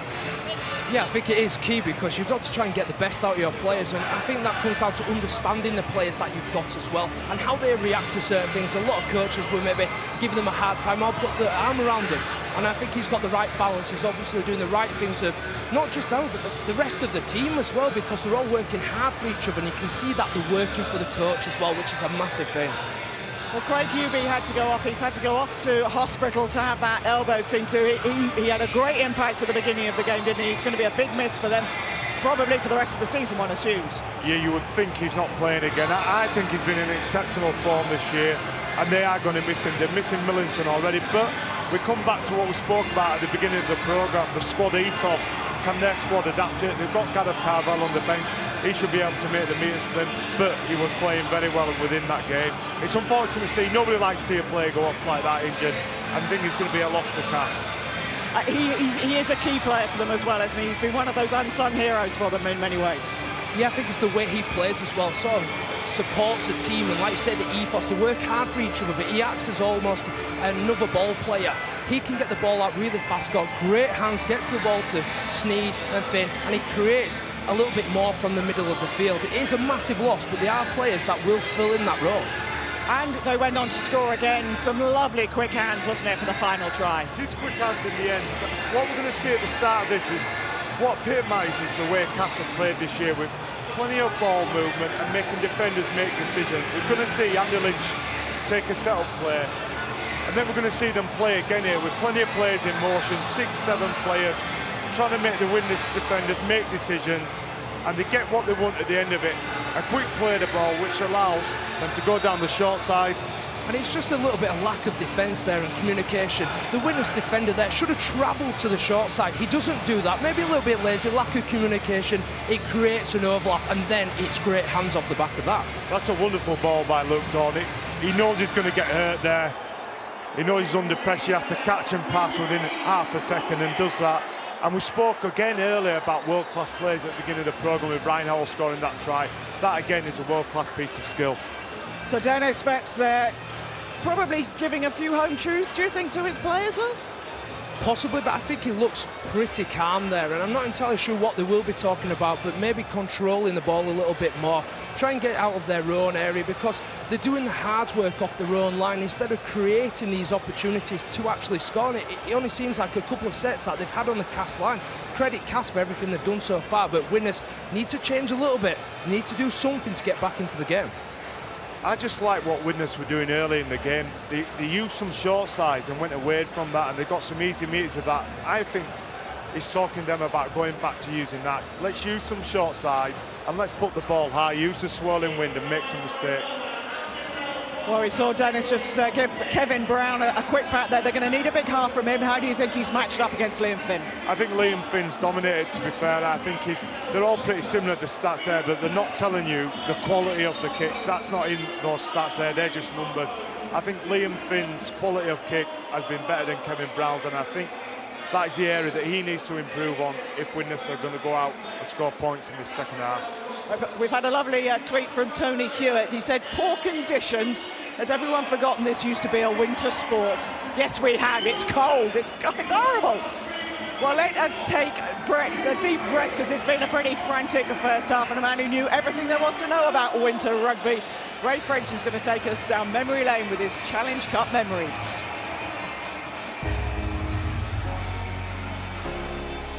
The 1961 Cup final between St Helens and Wigan probably contains some of the greatest names ever to grace the Wembley Challenge Cup final. But one man sealed Wigan's fate. It was the South African wingman, Tom van Vollenhoven, and his wing partner, Kenny Large. Kenny Large was very much underrated. I actually went to school with him, Cowley School. And very few people realise how quick Kenny was. He was a Lancashire School sprinter. And if there was one man in that St Helens side who could keep up with Tom van Vollenhoven, it was Kenny.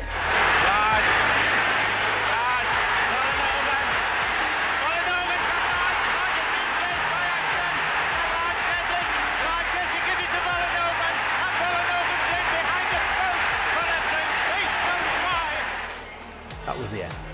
Ball under the post. Conversion to come, Saints, winners 12-6. And just in case you think Ray has got his feet up, no he hasn't, because he is here working for our colleagues on BBC Radio Merseyside. I think he's still awake there, isn't he? Now we have decided to set you lot a challenge. It is called the Challenge Cup Challenge. And with the help of a player from each of our 4 semi-finalists, here's John Wilkin to explain what you have to do. Challenge Cup Challenge, 4 kicks, a conversion from the 20-metre line, a drop goal from the 20-metre line, little shuffle to the 10 metres, drop goal with your bad foot, and then hit the post with a grubber kick. Whoever completes that in the quickest time will be the winner. It sounds really easy. Let's see.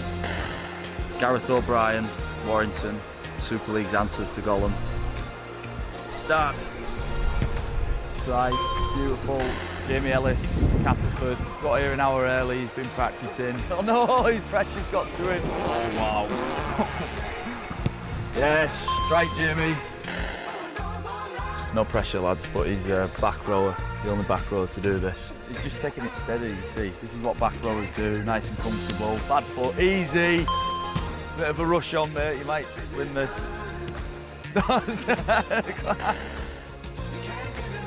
Looks composed, a bit slow, nice. Yes, too good, mate. Well, one man who does have his feet up is John Wilkin. He's recuperating at home, having had his shoulder operation. All the best to John. He'll be with us for the final. And we will show you who won that challenge on our Red Button forum later on. And if you want to have a go yourselves, you can take on the Challenge Cup Challenge by going to the BBC Sport website. You'll need to time yourselves doing that conversion, drop goals off either foot and a grubber kick against the post, all in the quickest time. And we'll look to show a couple of people having a go during our coverage in the Challenge Cup final in a couple of weeks. Email your photos and times, no fibbing, to getinspired@bbc.co.uk, or you can tweet at BBC Sport using the hashtag #CCChallenge. All the best with that. And of course, we will be live at Wembley for the Challenge Cup final. We will have all the build-up from 2:20. Kickoff is at 3. But before all of that, we have got the European Athletics Championships from Zurich. They start on Tuesday morning at 9 o'clock on BBC Two. The first medals will be in the afternoon session, which starts at 4:45. And they are building up for the second half. The players getting ready to come out. What do Widnes need to do, Jamie, to get back into this? I'd like to see them kick better. I think they need to force some headers through tough defence, through hitting on the ball, and hopefully Castleford will spill it. It's not insurmountable task they've got, but I think the key is that they need to score first. They need to score first in this game if they want to go on and win. And for Castleford, is it more of the same? Yes, more of the same from Castleford Tigers. I think they need to just get quick play of the balls like they have done, and it seems to have witnessed that breaking around the ruck, especially with Clark getting out of there and making massive meters, big breaks. They'll keep wanting to do that. The team that will win will be the team that has field position. You know that Widnes will need that to even get back into the game. Castleford have that, then it'll be an easy run-in at the end. And you can see there, we want to hear your description of the game in 4 words. That's our 4-word forum. We will be on the red button after we've closed here on BBC Two, so we will read out as many of your tweets as we can. The game in 4 words. Remember to contact us on social media, hashtag BBCRL. But the teams are getting ready to come out for the second half. Let's hand you over to Brian Noble, Jonathan Davis and Dave Woods. Well, 1986 since Castleford last won at Wembley against Hull Kingston Rovers, little Jamie Sandy and all that. 1984 since Widnes last achieved that particular triumph against Wigan. 2 Joe Lydon tries that day, of course. And I'm sure neither club would have thought that it's going to be all this time before they would get back to Wembley to try and win it again. They have been back to Wembley. Both have been defeated since, but they've not lifted that famous trophy for nigh on 30 years in both cases.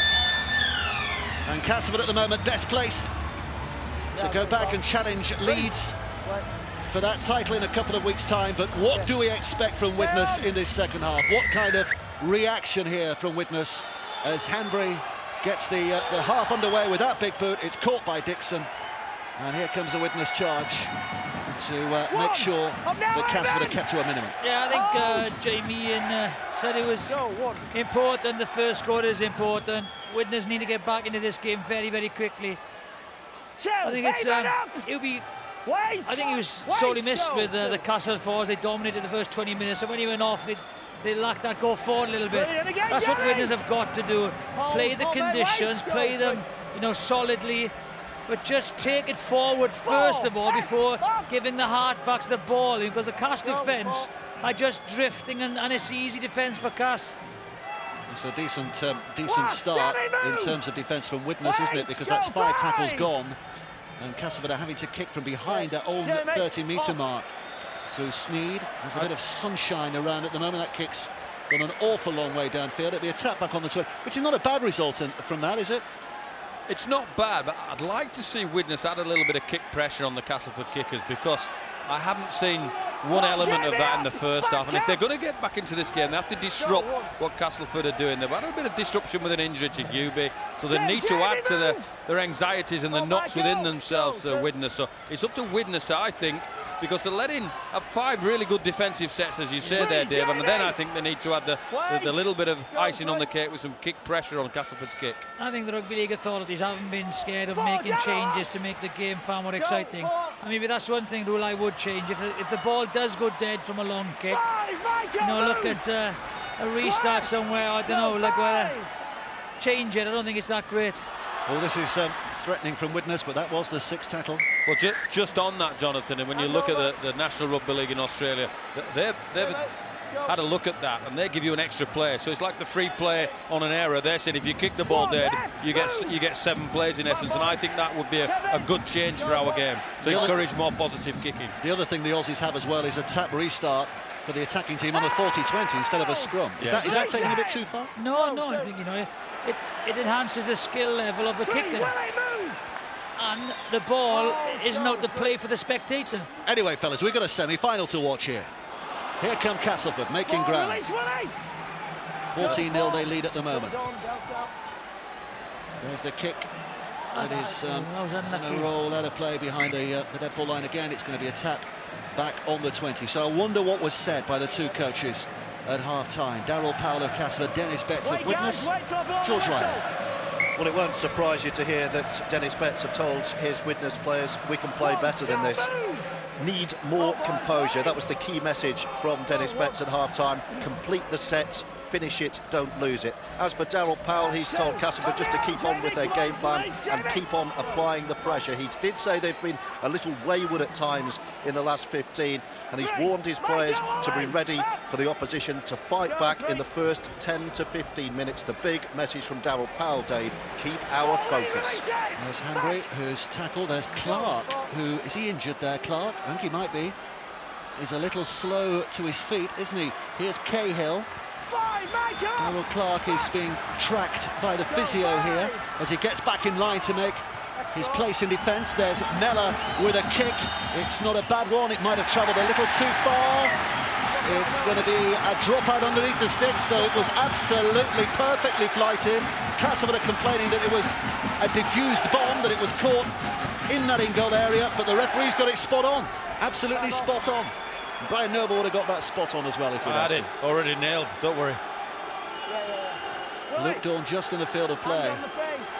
It looks like Hurricane Brenda's gone, Brian. Different conditions now. It's just the tail end of Hurricane Brenda, so it's just Bren.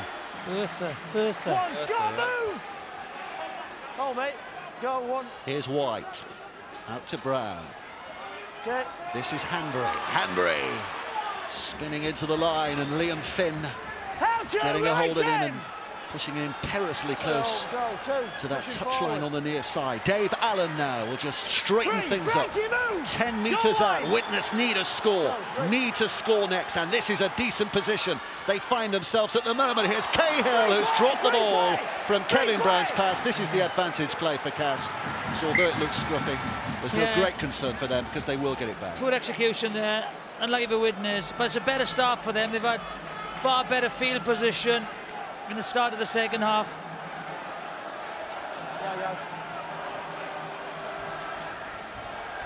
So both sides just taking a breather here, both sets of forwards. Only 5 minutes of the second half played. But it has been a draining encounter, hasn't it? No doubt emotionally it would have taken a lot out of them before they even started here today. And physically it has been punishing because of the speed at which it seems to be played. Referee shouting held. So Cass able to pick up and play here by Dixon. Here's Jake Webster, the New Zealand international, the former Melbourne and Gold Coast Titans man. He was at Folkestone Rovers a few years ago as well. Keep it clean, Willie. Defensively, they're out sharper as well, Widnes. The line speed is good. Go, three. Jamie Ellis, once a regular at this ground, former League player Jamie Ellis. Castleford's mentality and methodology just in and around here is quite simple. Big blokes driving the open dummy half runs, he's given a penalty there. High shot on Wheeldon, wasn't it? Swing it out, mate. It's on the floor. Wait. Can't do that, Willie. Grasping at thin air, but catching the top of his head. Penalties quickly taken. Here comes Daryl Clark with a good charging run downfield again, setting up position for Castleford. Fins at dummy half. Looks to that left-hand side. Well, he's not got quite as many numbers, but Shenton had to be dealt with by Paddy Flynn. Flynn took him high. It'll be another penalty for Castleford. Only 10 metres away. Two penalties, back to back. And often leads to a try, doesn't it? It's marched Castleford right down the field. Here comes Oliver Holmes. Pushing forward. Setting the agenda. 5 metres out and out from dummy half. It's taken in a spin by Jamie Ellis. Stand out! Widnes alive to it. Here's Oliver Holmes again. Sneed. Jowett. Got a man down the defensive line, Widnes. I think Mellor's taking a knock on the left-hand side. Finn carries it well. Wheeled in, couldn't get it away. They're still hovering there or thereabouts. It's Jamie Ellis who has left them all grasping at thin air with his sensational footwork. Brilliant stepping close to the line, and Widnes absolutely hypnotised in defence. Castleford taking a giant step closer to a Wembley final. Well, I think Jamie Ellis here supports. I think it's Eamon O'Carroll who's slow off the ground, can't quite get back on side, and he runs straight through the hole that he creates. It'll be interesting to see this. And here's the high tackle. It's, well, some you get, some you don't, but it's a penalty. And here's the next one on Shenton, saying that that's adjudicated to be a high tackle as well. So it leads to the penalty, and it's Eamon O'Carroll that he picks out. And Ben Kavanagh has to try and fill the spot as well that he leaves. There's Eamon O'Carroll coming back. It's Dave Allen that tries to fill the space that he thinks Ellis is going to run into, and Ellis is smart. He runs into both holes that are created for him. So fair play, Jamie Ellis, and a good try. Yeah, it's you know, again, Darragh Clark cut them from for the first try. The player on the ground, which they highlighted at half-time. That's very similar there. You know, very lazy around the tackle area, first marker, and they pay the price for it. Here's his kick mark Sneed's had for a while. Missed his last two from either touchline. Here's a chance to take the lead out to 20 points. 3 scores behind at the moment, Widnes. Back on. Sneed steps up and makes the difference. 4 scores now. 20 points to 0. Widnes need to wake up quick, or their Wembley dream is over.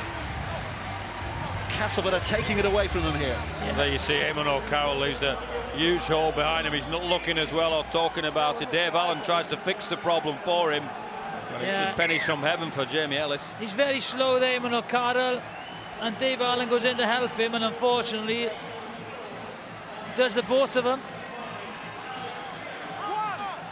I have to say that throughout the game, I think Castle would have been good out of dummy half, where it's been their big blokes probing on a run, or their outside backs going in to find some yards and metres. The minute they recognise at the ruck that Widnes are not quite set, they're making plenty of metres. Three, I'm down, back Widnes, back! Dennis Betts knows there's little he can do at this stage. In terms of influencing the way this game is played. Just hope his players have got the spirit and the wherewithal to get back in. But here's Michael Shenton for Castleford. It ain't game over just yet, but it's getting close. It's getting close. Widnes still have a chance to switch things around, but they have to start acting quickly. Go 5! Here comes the 6th. Sneed with a kick. Is it rolling too far? Yes, it is. Tap back on the 20.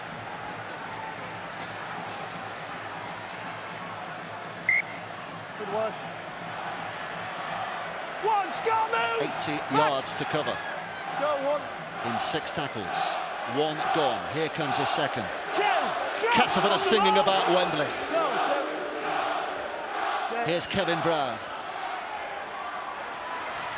Little dummy towards Dean. It's back on the inside by Owens.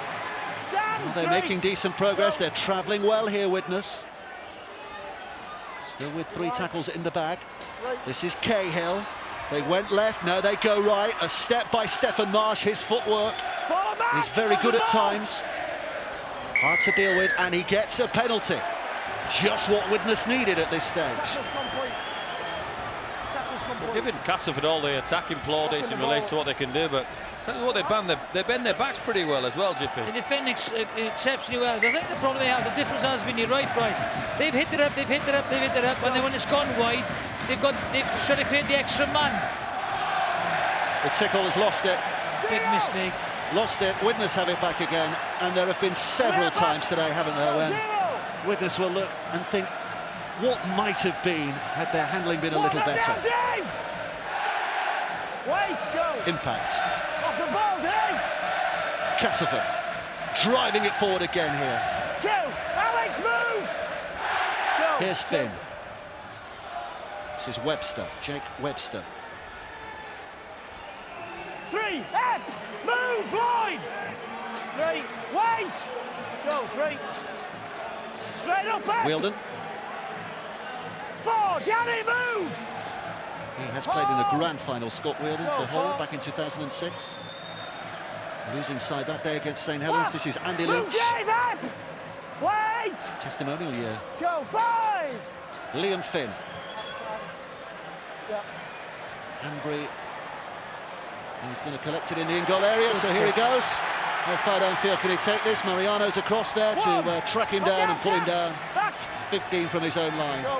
Very close to the touchline as well. So little by way of advantage here to work with for Widnes. No purchase to get themselves out of trouble. Dean to his feet. 3, release him. Back Cass. Lloyd White rolling it another yard or two. Widnes looking to bash their way down the middle again here. Up. Back on. Go 4.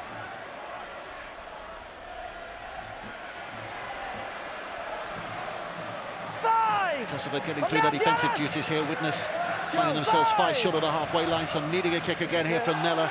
Mellor pumps it over the top, and it will just bounce, stays in the field of play. It's not a bad one because it's making Castleford have to work hard. Oh, and Dawn hits with rattle.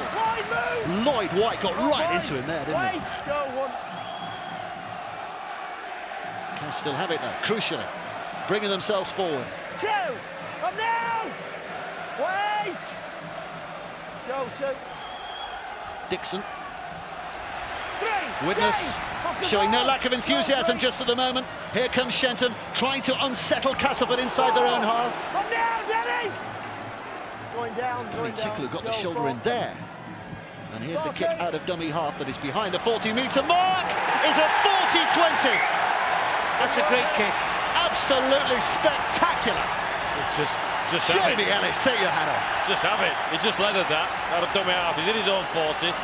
It's great skill, and he's just picked it out and gone whack. What's this? And it bounces a metre in field. I think wind assisted as well. Hurricane Bertha or Brenda, whatever her name is. Wind assisted. Bush. So that means Castleford get head and feed. 12 metres away from the Widnes line, and a chance to turn the screw good and proper here. I tell you what, Jamie Ellis has made an impact. We mentioned Darrell Clark a lot. He hasn't been bad since coming on. Oliver Holmes is 12 out. Castleford rolling it forward through Lynch. 4 tackles to go. Widnes desperately defending on their own line. They know they cannot concede again. Back it comes to Dawn. Dawn away to Webster. Webster with a step back on the inside. Just has to push, a bullocking effort from him.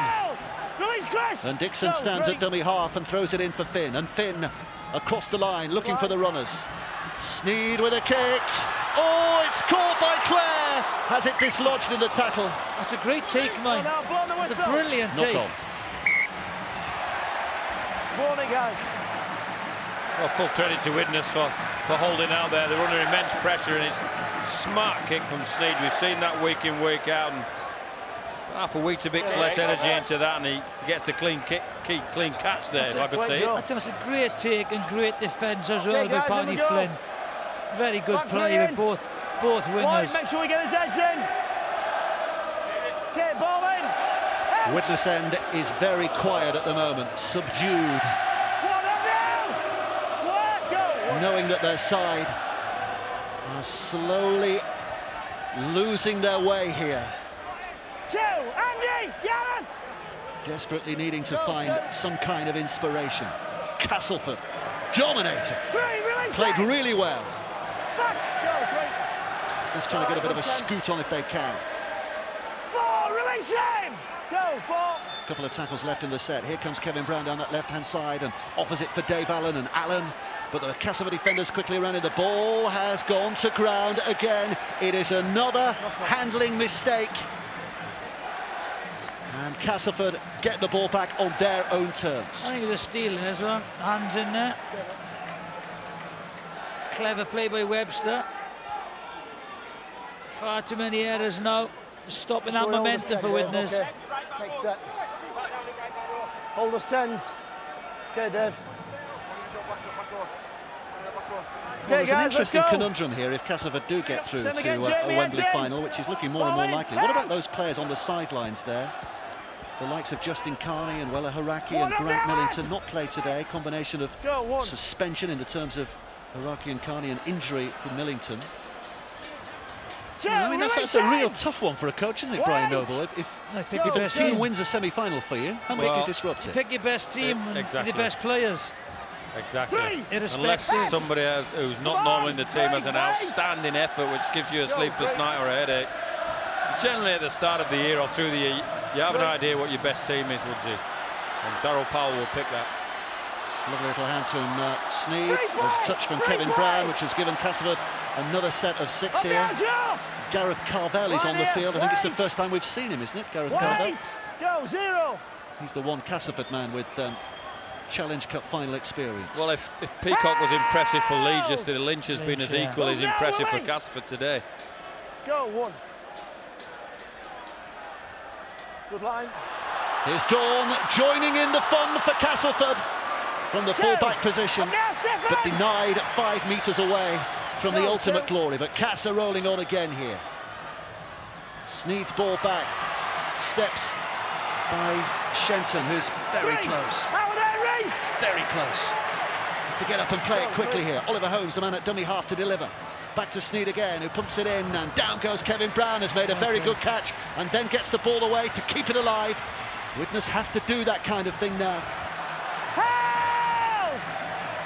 Frankie, move! Can't afford a conservative approach. Go, 1. Here's Dean.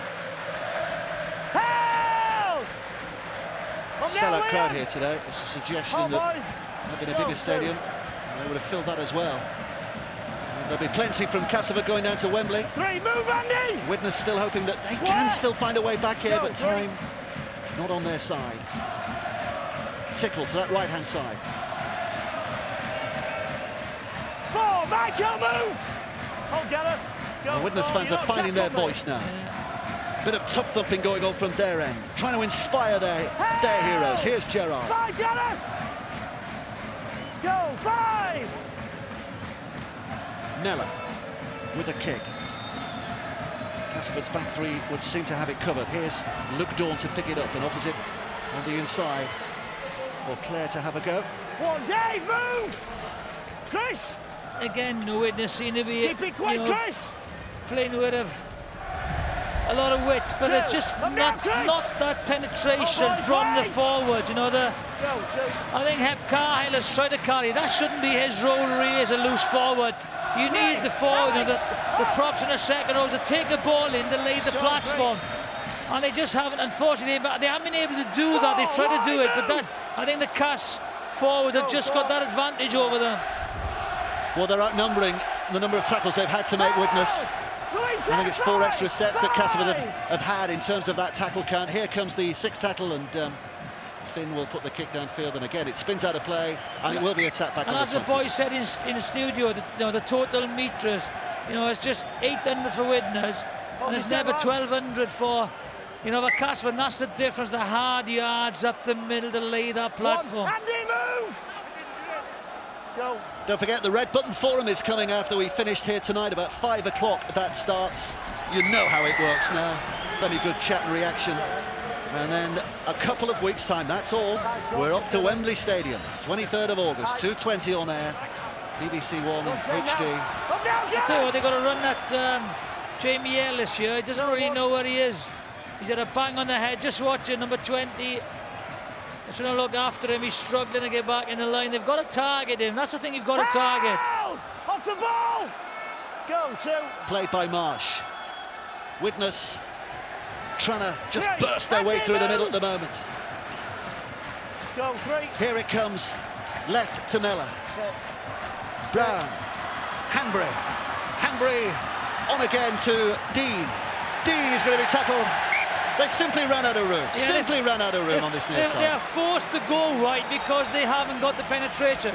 That's what I was saying earlier. There hasn't been a clear cut. The ball is going wide, but they've numbered up so well, the Cas defenders, because there hasn't been any yardage in the middle. Well, full marks to the Widnes fans, by the way, who are off their seats and bouncing up and down. Look at this. Look at this. You'd think they were winning the Challenge Cup semi-final, not losing it by 20 points to nil with 18 minutes left to play. They've decided, you know, we're here for a party. We don't get to Challenge Cup semi-finals very often, so dang it, as the Americans would say. We're going to celebrate anyway. And they're having a really good time, those fans in black and white, bouncing up and down and helping produce this wonderful atmosphere that we've got. Does that serve to inspire their side to the unlikeliest of comebacks? 3, release, Widnes, get, hold, go, 3. Here's Finn. Another big effort forward again by Andy Lynch. We love the razzle-dazzle players, but we love the meat and potato fellas down the middle as well. Here's Holmes. Oh, he's trying to get the one-armed offload away. That might have been an offside, I think, from Dawn. The referee anyway gives play on, and Widnes with a 0 tackle here. Now, if things are going to happen, they need to happen quickly. One up now! Oh, guys! There's Allen. Go, 1. Gerrard. The Cas defence is so good. It's that element of incision and half-break that Widnes just can't quite find yet, and they're relying on this bloke, Kevin Brown and Reece Hansbridge, to try and do that for you. But they're running into a wall of yellow, a wall of gold, because they're well drilled and can't find a front foot play. Hanbury's just gone down the blind side and found Webster tracking his every inch. Containing everything Widnes are throwing at them, so... Mellor over the top. There's a sniff of an interception there, but in the end the winger Clare decided he was going to take the tackle, which was the right one. If it's no way through, you have to have a good tactical kicking game where they can compete for it. They've got to get, see, that's too far. That's a poor kick. You have, like Warrington did yesterday, that one opportunity with Monaghan yesterday where Warrington scored. That's what they've got to do. Create an opportunity with a competitive kick. They're going to be so disappointed in themselves, aren't they, Widnes, today, because they know that they have not given what they can give to this semi-final. But they haven't been allowed to, they haven't gone forward. Clark's back on, in case you hadn't noticed, herring out a dummy half. Some zip from that position, haven't they? It's a good offload. Here comes Clark again. 4, wide, up! Oh, Willie, wait. 4. Sneed. Go, 4. Massey, little dummy by him because he could see that Kevin Brown had advanced quickly. And the man he was going to pass to, well covered. Here comes a 6th tackle. Liam Finn again, up it goes, end over end. Owens up, catches it, but having caught it, can simply do nothing in the face of that steamroller that came charging towards him and pushed him behind the net ball line. Well played, Castleford. Great kick from Liam Finn. Creating all the pressure they need right end of the field. We'll have the ball back. Webster knew exactly what was going on there with Mariano and the winger Dixon, and just barreled them into his goal, and ball back, Castleford. Well played. And that dropout has gone straight out of play without bouncing. And that is an element of the desperation that Widnes find themselves in here. A penalty right in front of the sticks. Kevin Brown was looking to try and bounce it out, which would have given his side head and feet at the scrum and a chance to get possession back, but he's completely miscued it, and Castleford are going to go for goal here. Yeah, easy 2 points, just take them.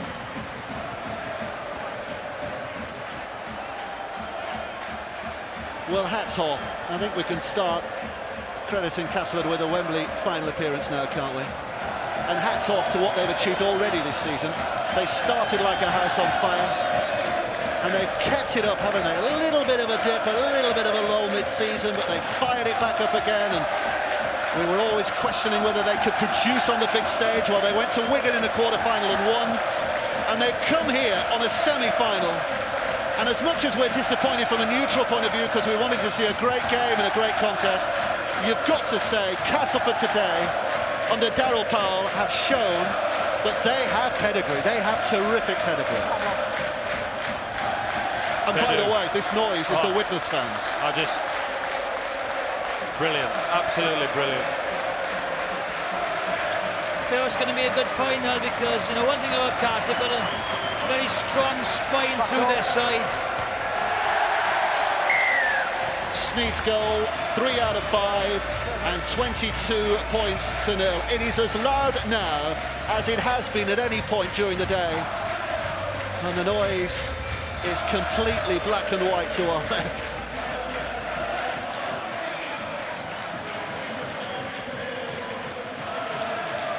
Castleford fans are celebrating. Widnes fans are just having a good time. Short kick drive, doesn't come off, knocked on though by Massey, I think. I would like to see a couple of scores from Widnes here, Dave, just to reward this fanaticism. It's brilliant, isn't it? You have to, it's quite humbling really that great fans. The team's so far behind and the cows are going off and there's some shakes at the other side, they're going off as well. I was going to say, if you come to a rugby league match dressed like that, you've got to have fun, haven't you? You can't take yourself too seriously, can you? Well, I think the roof might lift here if Widnes score a try, even though it will come in a losing cause. Less than 20 away. John Clark at dummy half. To his left, it's Ben Kavanagh, the Scotland international. And they're certainly trying to raise their team, aren't they, the Widnes fans? Incredible support. Clark again with a pass away. Close but no cigar for Danny Galea. John Clark. Mellor. Brown. Allen's wrapped up the moment. The ball came in his hands. Here's John Clark again. Kevin Brown with a short pass. Has he got over? Listen to the celebration. Oh, go on, ref, give it. Give it. He's going for the video referee. We have to play by the rule book. Let's hear from Phil Bentham.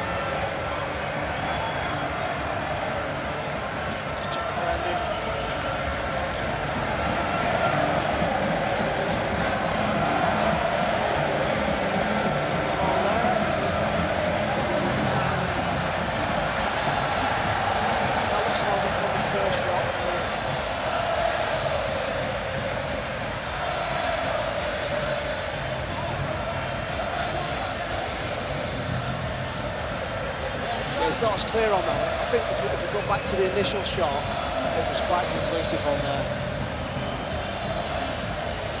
So you see, at any point, this ball could be down. There's any point that this ball could be down.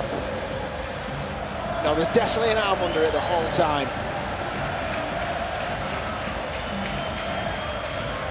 Okay.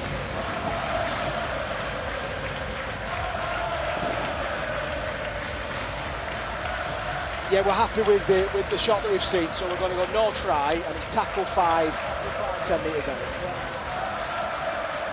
Listen to this.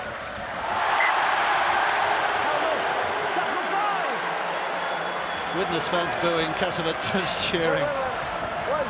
But held up, because he was held up, they do get another play here. Yeah, last tackle. 10 metres out. Here it comes. Mellor, kick in, takes a deflection. All safe and sound from Castleford's point of view, they survive. And the scoreline remains at 0 in the Widnes column. 22 for Castleford. 12 minutes left to play here. 2! Alex, move! Go, 2. Here's Clark. Calvell got the pass to Mariano, who came So on he's the played dive. well as well, Brian, hasn't he? Mariano has really added something to them. Well, one of my worries at the top of the game for the Castleford side was the loss of Haraki and Millington, but they made a fool out of me because Mariano's played pretty well as well, and it doesn't seem to have affected him that much. His dad's from Cape Verde, Frankie Mariano. He was born in Hull. Here's Fenn with the kick. And it skids too far.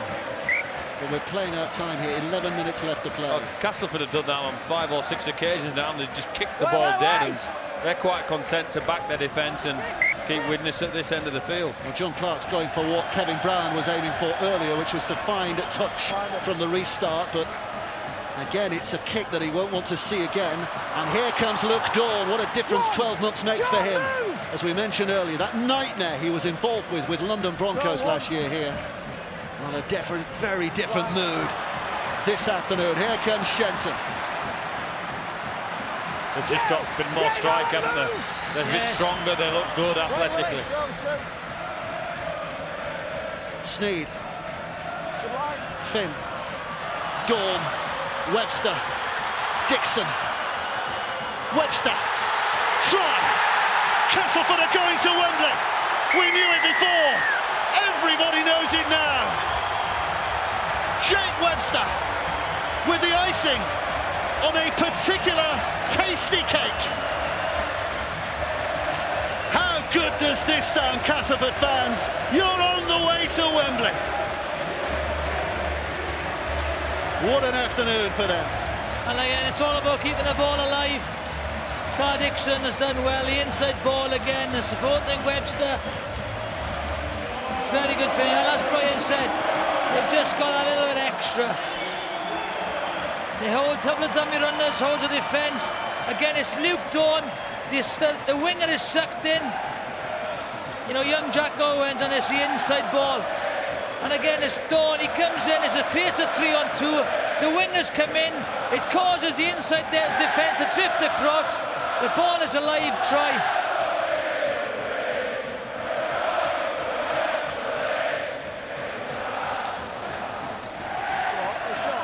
Great hands from the Castleford back line and great awareness from Dixon to keep the ball alive for Webster. And he's a big boy.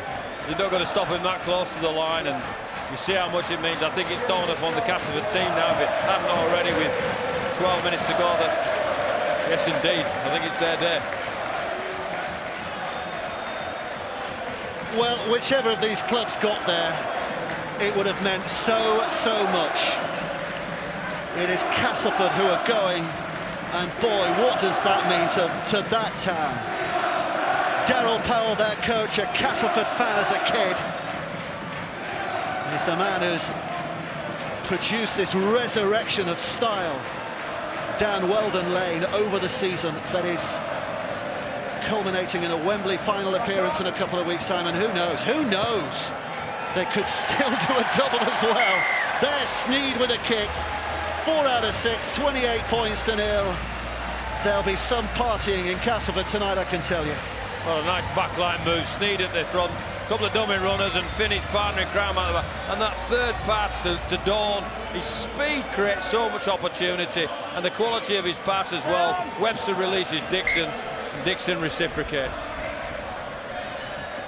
Here comes the restart. Webster's almost got it, but it's in the arms of Willie Isa. They're going to go down battling here, Widnes. They're not going to give up with a whimper. Still 8 minutes of the game to go here.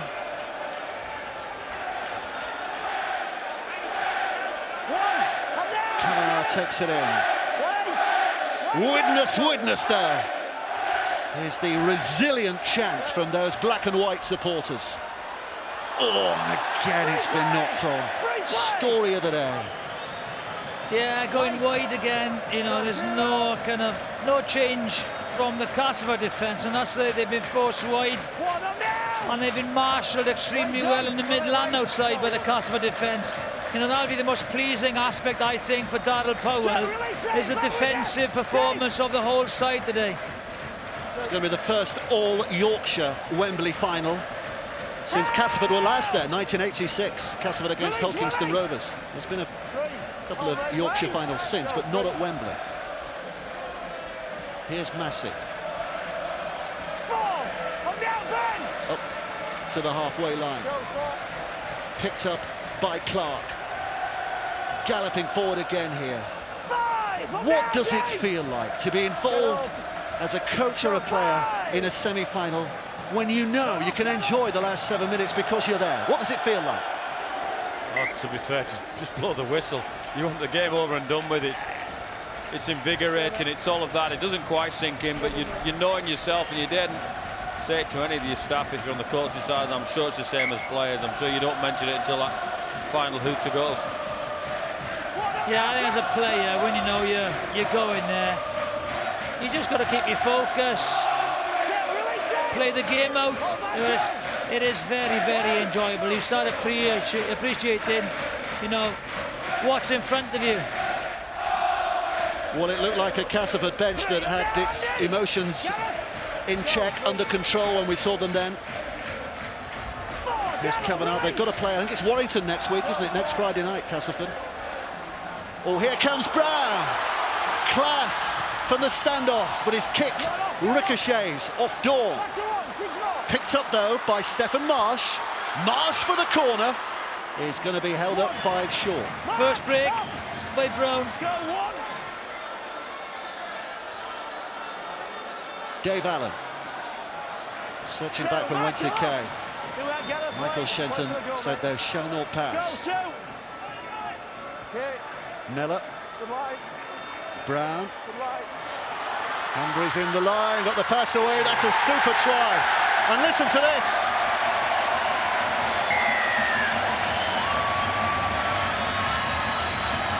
Jacko is a try scorer. His emotions tell you how little it means in the context of the game. But look at the reaction.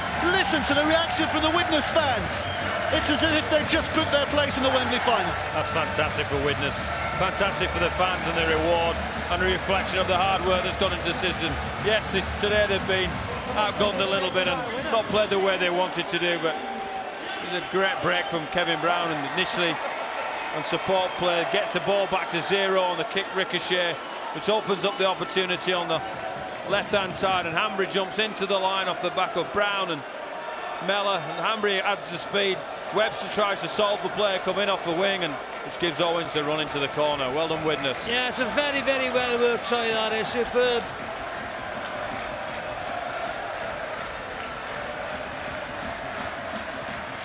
Owens with the attempted conversion has booted it very high, and it drops down on the right side of the uprights.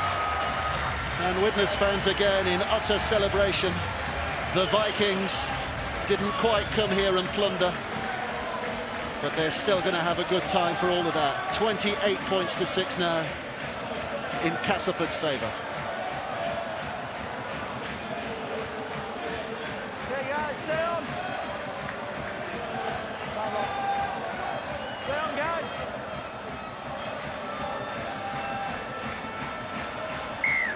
Back on. There's the restart from Kirk Dixon. Big run back again. John Clark rolling in at dummy half. Jonathan Davis, you've had the delight of choosing the man of the match here today. What are your thoughts on it? Well, it's been a great team effort, and I think that you know, Clark has played well. I think, you know, most of the cast boys, the team effort has played well. But for me, it's Lynch has been a standout forward, but Luke Dawn's involvement has been very, very good. So, Tetley's Challenge Cup man of the match is Luke Dawn. There he is, Tetley's man of the match. His influence from the back has been brilliant. He's been involved in nearly all the tries.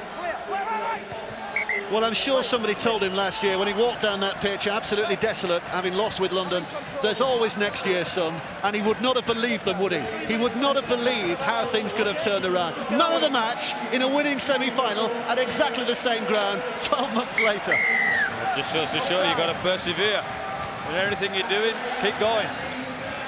Good turnaround, and that's an amazing turnaround, isn't it, when you look at it that way? Castleford flag being unfurled. We've just got about 3 minutes left to play here. Here's John Clark at dummy half again. This is Kavanagh running it in. Clark. Isa offloads. Dropped. Ariana. He dived. Definitely. He wasn't going. He's seen 80 metres in front of him and thought, He had a run in the first swift, half. slippy around here. He had a run in the first half, didn't he? One's enough. One's enough. No heroics needed now. Save the lungs for another day. I'm sure he didn't. I'm sure he had every intention of going 80 metres. It was just a frustrating slip. Here's Shenton. Push back. Up now! Get square, Dave!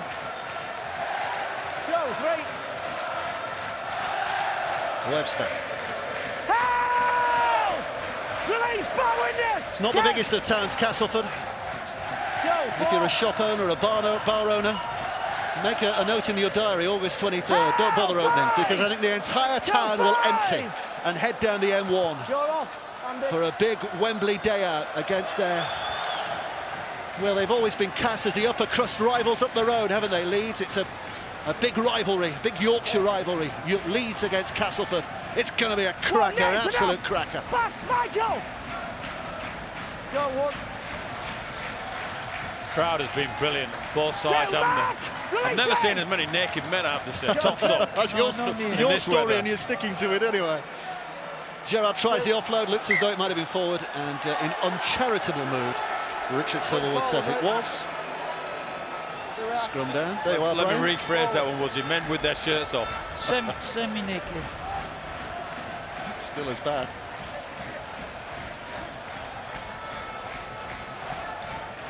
They're hurting badly, not just physically but mentally as well, because they had a big chance here today. But what about the story that Daryl Powell is writing at Castleford? He's changed the culture here. It was a club that looked as though it was going nowhere 18 months ago. It looked as though it was simply heading out of existence almost, and yet in he came, has changed the culture. Brought in one or two new players, got everybody playing to the way he wanted, and what a successful story it is unfolding into. He was a good footballer as well, wasn't he? Daryl Powell. And he was a hard player, disciplined player, a very talented player, saw the game well, and it's he's done exceptionally well. It's been a tough road for him though, hasn't it, in the coaching? Well, glad he's done well, I'm glad he's done well. Back in the day, they always referred to them as Classy Cass. Well, this is the side that is putting the class back in Cass. They're going to Wembley for a final against Leeds. They have put on a truly professional and outstanding performance here today to win this one by 28 points to 6. Hats off to Widnes, but in particular the Widnes fans who have played their part in making this a very memorable occasion. But it is Castleford who deserve all the plaudits for what has been an outstanding semi-final performance. Yeah, outstanding performance, very clinical, based on a good solid defence. You know, and they were great for the half-backs. The forwards then laid the platform, half-backs chipped in, and then Dawn just chipped in and, you know, created a lot of the tries, the extra man. So a solid performance. For Widnes now, they just got to build on their Challenge Cup run. They're in the top 8. They've got to try and just stay there. That'll be a great achievement for them. But Castleford Leeds final. That'll be a great final. Yorkshire final. Well, let's hear from the man of the match, the man who 12 months ago his heart would have been breaking, but today it's bursting with pleasure and pride. Luke Dawn. Luke, what a difference for you a year makes. How good does that feel? You're off to Wembley. Mate, everybody that stands here says the same things. It's undescribable, really. I never thought I'd get another chance at it, but to come here under Powley and Danny Orr and Shez, and you know, they're giving the belief back in my game, and our boys are just amazing. How good a performance was that? Because it was so dominant. Yeah, it was good, mate. We spoke all week about how good they were and what we needed to do, and we had a real specific game plan, and we just came out and executed it near enough to perfection, and D got us home. What an atmosphere. You told me this morning that even the rain wouldn't take away your excitement for this game. What was it like? Phenomenal. Both sets of fans were fantastic from the get-go, but you know, our fans are unbelievable. I said in an interview during the week that I feel like I'm born and raised in Cass. The way they treat me, they're the best people in the world, and I love them dearly. It wasn't just about your man of the match performance, quite a few big performances. A word on this guy as well. Yeah. Oh, mate, Daz is just, you know, he's as good a player as there is in the comp. I wouldn't swap him for anyone in any competition in the world. He can change the game at the drop of a hat, and you know, anytime looks like he's getting quick, I'm about half a metre away from him. And, you know, he's the closest man I want to be to on the field. Go and enjoy it. Thanks, Luke. Daryl Clark, Luke Dawn, your man of the match. You got the ball rolling with a trademark burst away from dummy half. That was quite an 80 from you as well. Yeah, can't do that without forwards. Outstanding effort from all the boys today. We know we were going to come here and have it tough. You know, we didn't have strong. We knew we had a few players out. but we knew we had enough in this team to come here, and get a victory today. And as a young rugby league fan growing up watching Wembley, you're now going to Wembley to play in the Challenge Cup final. How does that feel? Yeah, it makes it a little bit more special for doing it with my own town club, so it's something I'll never forget. And this noise here from both sets of fans, absolutely unbelievable. And this was a semi-final. Yeah, fans have come out in numbers today, awesome. They give us a big lift. And yeah, look at them now, they turned out in numbers and they really helped us through. Yeah, well, we've left you on your own, so we'll get you over there and enjoy it. Well done. Cheers. And let's bring in the coach, Darryl Powell, getting wet. I'm sure you don't care. How does this feel for you, leading Castleford to Wembley again? Yeah, it's fantastic, isn't it? I think it's just been an immense journey for us. Obviously, we've got a game left now, and it's going to be huge. We've got Leeds in the final, Yorkshire final, so yeah, looking forward to it. We've got, the celebrations behind us absolutely unreal. The fans on the pitch, the fans off the pitch, all singing and dancing. You've won a semi-final here.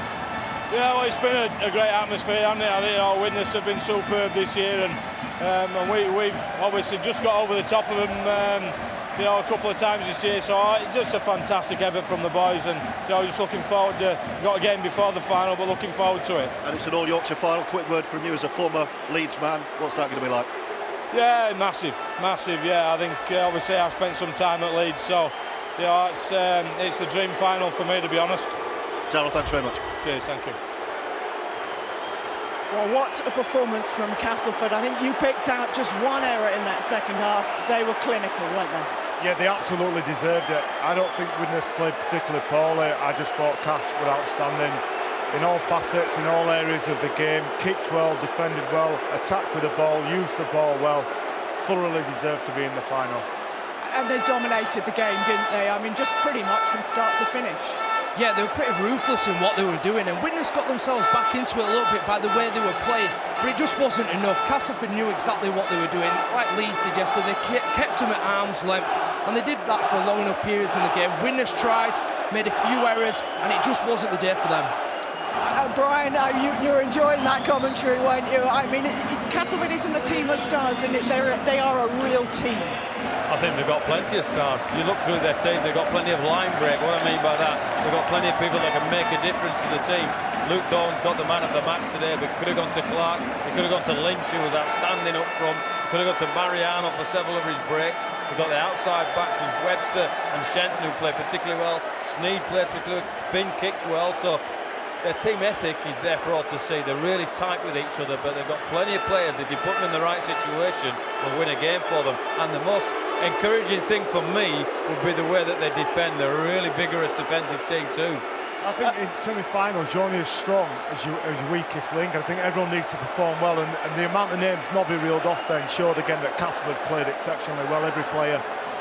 And Jamie Ellis, we talked a lot about Darryl Clark, and he was very influential, but Jamie Ellis came on and he had a great run, didn't he, with that first try, and very influential throughout. Yeah, it was absolutely fantastic. I think this was a massive moment in the game off the back of this decent carry. But I think the Widnes forwards, communication at the back, they don't get the numbers right. Carroll lost in no man's land relay, and then the defender on the outside really panics. He has to come in to help his player out, and Ellis with a big left foot step straight through the line and dives over for a great try. We was worried about Milner not playing, but I think Ellis came in and played exceptionally well. There's a great 40-20 from himself there. I think we're going to see our